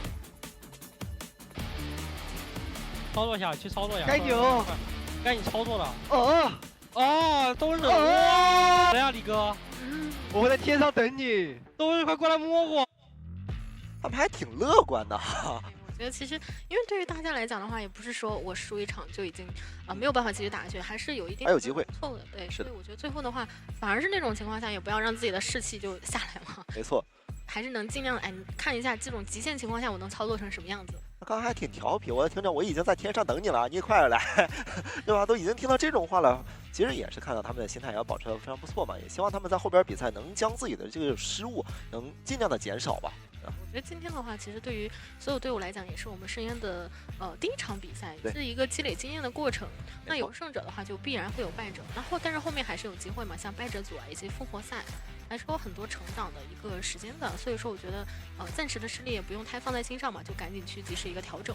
每个人其实都想这个比赛能打得好一点，能打个好成绩，也是希望这一段这个经历能够在未来自己的人生中就是形成那么一个小亮点，对吧？而且大家也是比较期待自己的上限在哪里，看在我们这个深渊9，自己到底能够走得多远啊？因为像之前的几年的话，我们的民间队也有说，直接走到我们12强的一个案例在嘛。我觉得这样的话也是会给到很多民间队他心里很大的一个希望，说其实我觉得我努力的话，我也有可能是会做到这样的。是的，你走着走着直接说是能直接打到一个决赛区，那其实多么好，对吧？多么的骄傲。是的，我就感觉其实民间队他本身的心态就是，反正我输了的话也不亏，赢了的话就太赚了，对，是吧？到时候热搜上一上，其实这样对于他们自身的一个经历吧，或者说自己的一个成长，都是我们能看到的。是的。然后我们来看一下本场的最佳演绎给到了谁。其实今天 GW 的求生都发挥的非常好，然后好这边的话也是一直有稳住了队友的一个优势，没丢过分。对啊，是看到给到了 GW 的马尾。看到马尾这边的一个最佳演绎得分局军演绎得分是在9627.33，局军破译进度是在182.33，决就是次数0.33，局军签时间是在75.43，最佳演绎次数也就是这一次。对，是我们本次深渊的第一次最佳演绎，是看到他这3个角色在每一局都发挥了非常关键的一个作用啊，尤其是像古董商第2局，其实在对于球场来讲也是比较差的一个局势的情况下呢，还是首先我防了这个落地刀，其次的话我在地下室的那一波的止戈全都是命中了，给队友这边拖出了更多拉扯的一个时间。他挽回了局势，如果说那一波没能救下来，或者说吃到那一个闪现落地刀呢，这局面其实就变成一个4刷了。对，就碰着多抓去了嘛。对，你说最后终结比赛那个拉拉队员的一个陪跑。是的，那拉拉队员陪跑就是一个教科书。是啊，你监管者拿他没办法。对你就是要打他吧，他又利用自己的一个花球加速给你拉开一个身位，那你不打的话，他的一个激励层数又一直稳稳的在上升的一个阶段。是，监管者在面对这种情况，后边自己好好想一想吧，要不然就是说直接搬掉了啊。那现场采访已经准备好了，让我们把画面交给主持人。Hello， 大家好，欢迎来到赛后采访环节，我是主持人小小。首先要恭喜 GW 战队获得了本场比赛的胜利。我们今天邀请到了马伟还有奈仔来到采访，两位先来和我们大家打个招呼吧。大家好，我是奈仔。欢迎两位，也是恭喜你们拿下了我们本次深渊的首胜。那第一个问题想要问到奈仔，第一次站上我们深渊，站上比赛的舞台，今天打下来感受如何呢？更多是激动和开心。那紧张成分大概会占多少？5成吧。5成，我感觉你可能就是一开始比较紧张，打到后面2个 BO 可能就更加放松了，是不是？是的。那你觉得加入到 GW 这段时间和大家的磨合感觉怎么样呢？很好。很好。今天真的能够感觉到，我们的配合是非常非常默契的。那同样的也问到马伟，今天拿下首胜，而且收获到了本次深渊自己的第一个 MVP， 有一个什么样子的心情呢？挺开心的吧？挺开心的。今天真的表现得特别特别的棒。那首先要来夸夸这一个奈仔，第一局上来的牵制就这么的秀。想问一下，面对到兴奋的跛脚羊，今天在牵制包括于鳞片博弈的时候，会有一些什么样子的思路吗？更多的是单练打到了，然后就能适应这种情况。就可能平时练的比较多了，对于场上的这些情况，其实都已经在私底下练过反复很多次了，然后今天才能够这么游刃有余的去牵制到监管者。那想要问一下马伟，因为当时在开门战的时候嘛，其实倒的离门还有点近，因为3个人全在同一个门，当时看起来好像是有一点点小惊险的。那一波大家做了一些怎样的拉扯交流，最后完成了一个3炮呢？就是开门战我自己去假装送一下，然后让屠夫追我，然后保住上挂飞嘛。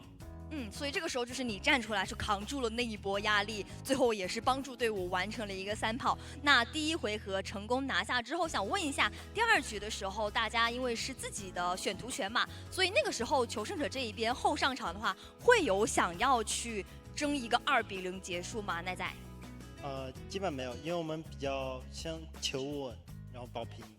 奈仔等一下可以把话筒离嘴巴更近一点，让大家听到你的声音。第2局确实能够感觉到大家后面处理的也是蛮自如的，但是当时想要问一下马伟，那一波地下室救援真的压力是不是有点大？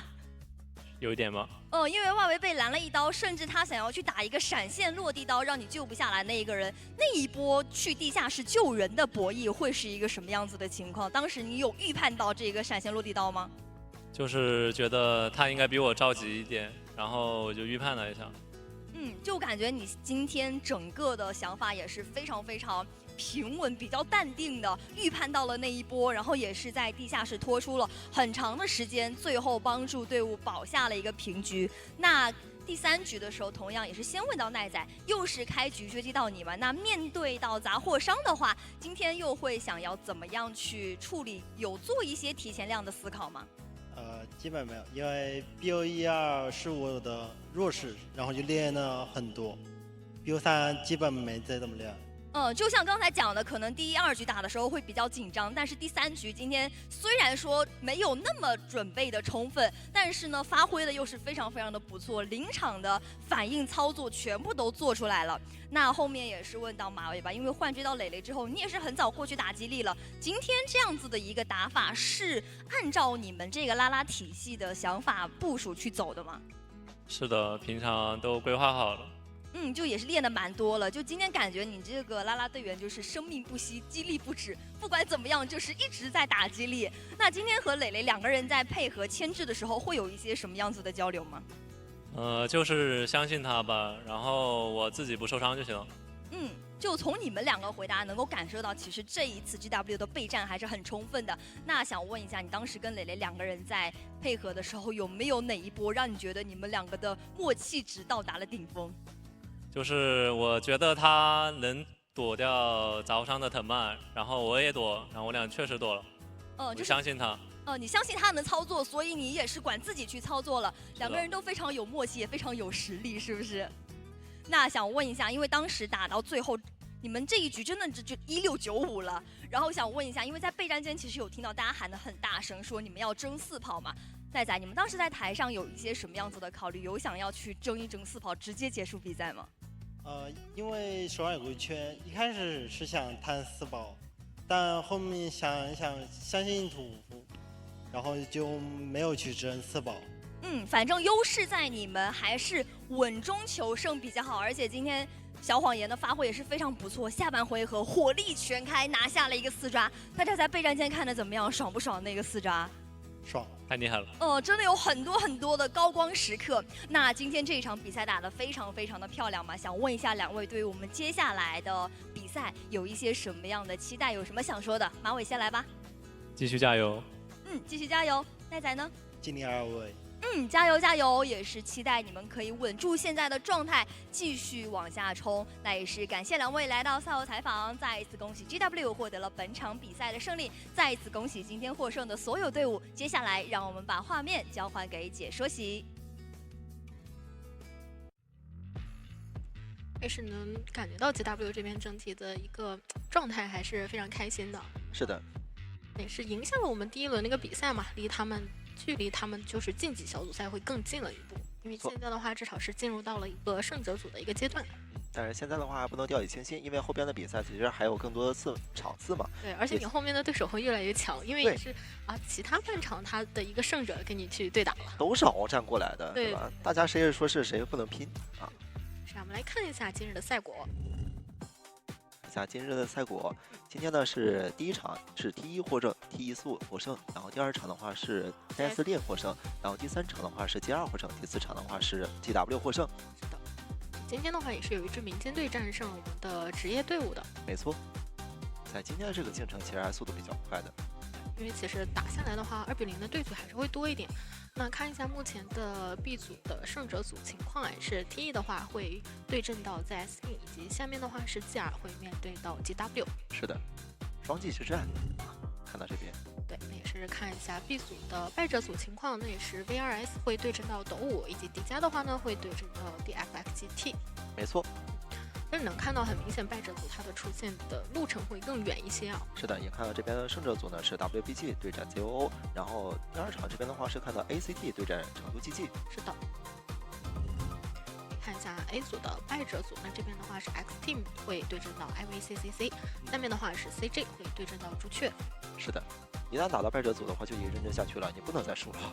是看一下明日的赛程啊，ZOO的话会面对到北京 WBG， 第二场是成都 GG 面对 ACT， 第三场的话 X Team 对阵 IVCCC， 最后一场的话是 CJ 对阵 FPI 朱雀。是的，也是期待明天的比赛。明天的话呢，尤其是后2场比赛会残酷一些了，因为是A 组的一个败者组比赛了。是的，现在比赛的话，大家都得需要紧张起来，因为你打到现在，你每一波的套路啊，或者说体系，你一定要坚持下去，因为你能在后边，你能少走很多的路。对，就多赢一场嘛，就进入到我们的小组赛是更快一些。没错，好的，今天比赛就到这里告一段落了。在这里，我们要再次感谢主办方网易游戏第5人格对 COA 的大力支持，也要感谢官方合作直播平台 CC 直播、哔哩哔哩直播、快手直播、虎牙直播、斗鱼直播、抖音直播、小红书。感谢官方合作媒体人民电竞、有9网、1000字节对本次赛事的大力支持。柠檬多柠檬茶，果子熟了多柠檬茶，邀您一起多干杯，为选手助力，为赛事喝彩。全鸡配汉堡，华莱士吃好，吃华莱士会议炸鸡迷局，上华莱士自助点餐小程序，吃蛙大蛙香脆炸鸡，灵魂炸鸡神演绎，美味一沾全破亿。感谢第5人格赛事特约合作伙伴百智通，通过 IPTV、互联网电视、有线数字电视等平台的百智通云电竞专区收看全程赛事。哔哩哔哩深渊大舞台征稿活动现已上线，上 B 站看 COA9，即日起至2026年的4月12日，带第5人格 COA9 的话题或者其他活动话题投稿赛事视频，满足投稿量、播放量、点赞等多个奖项，望言奖金等你来拿。持续更新，猛涨粉还有奖励，还有加码。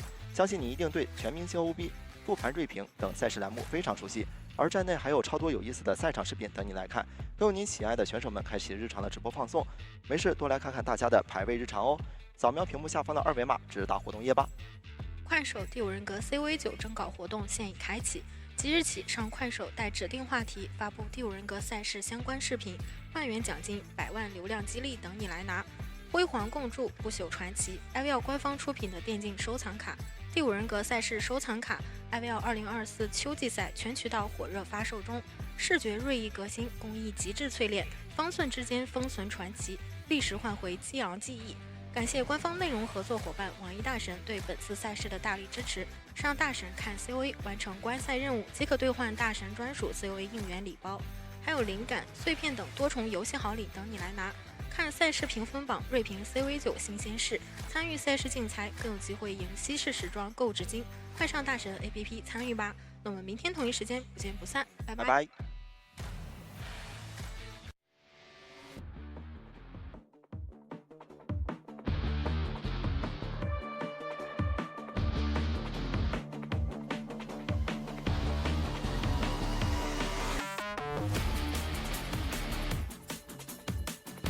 可以尝试帮我吃主球吗？够了，够了吗？够了，闪现。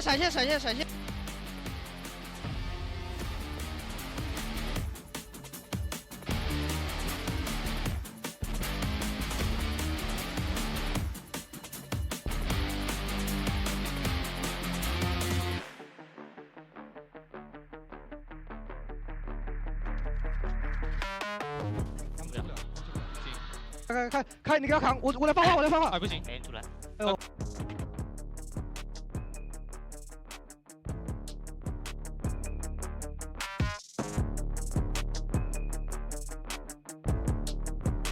先贴了。修呀，倒地呀，倒地立刻走，你先修，倒地立刻走。今天我能帮他点无铲子，接闪了，直接打我盾。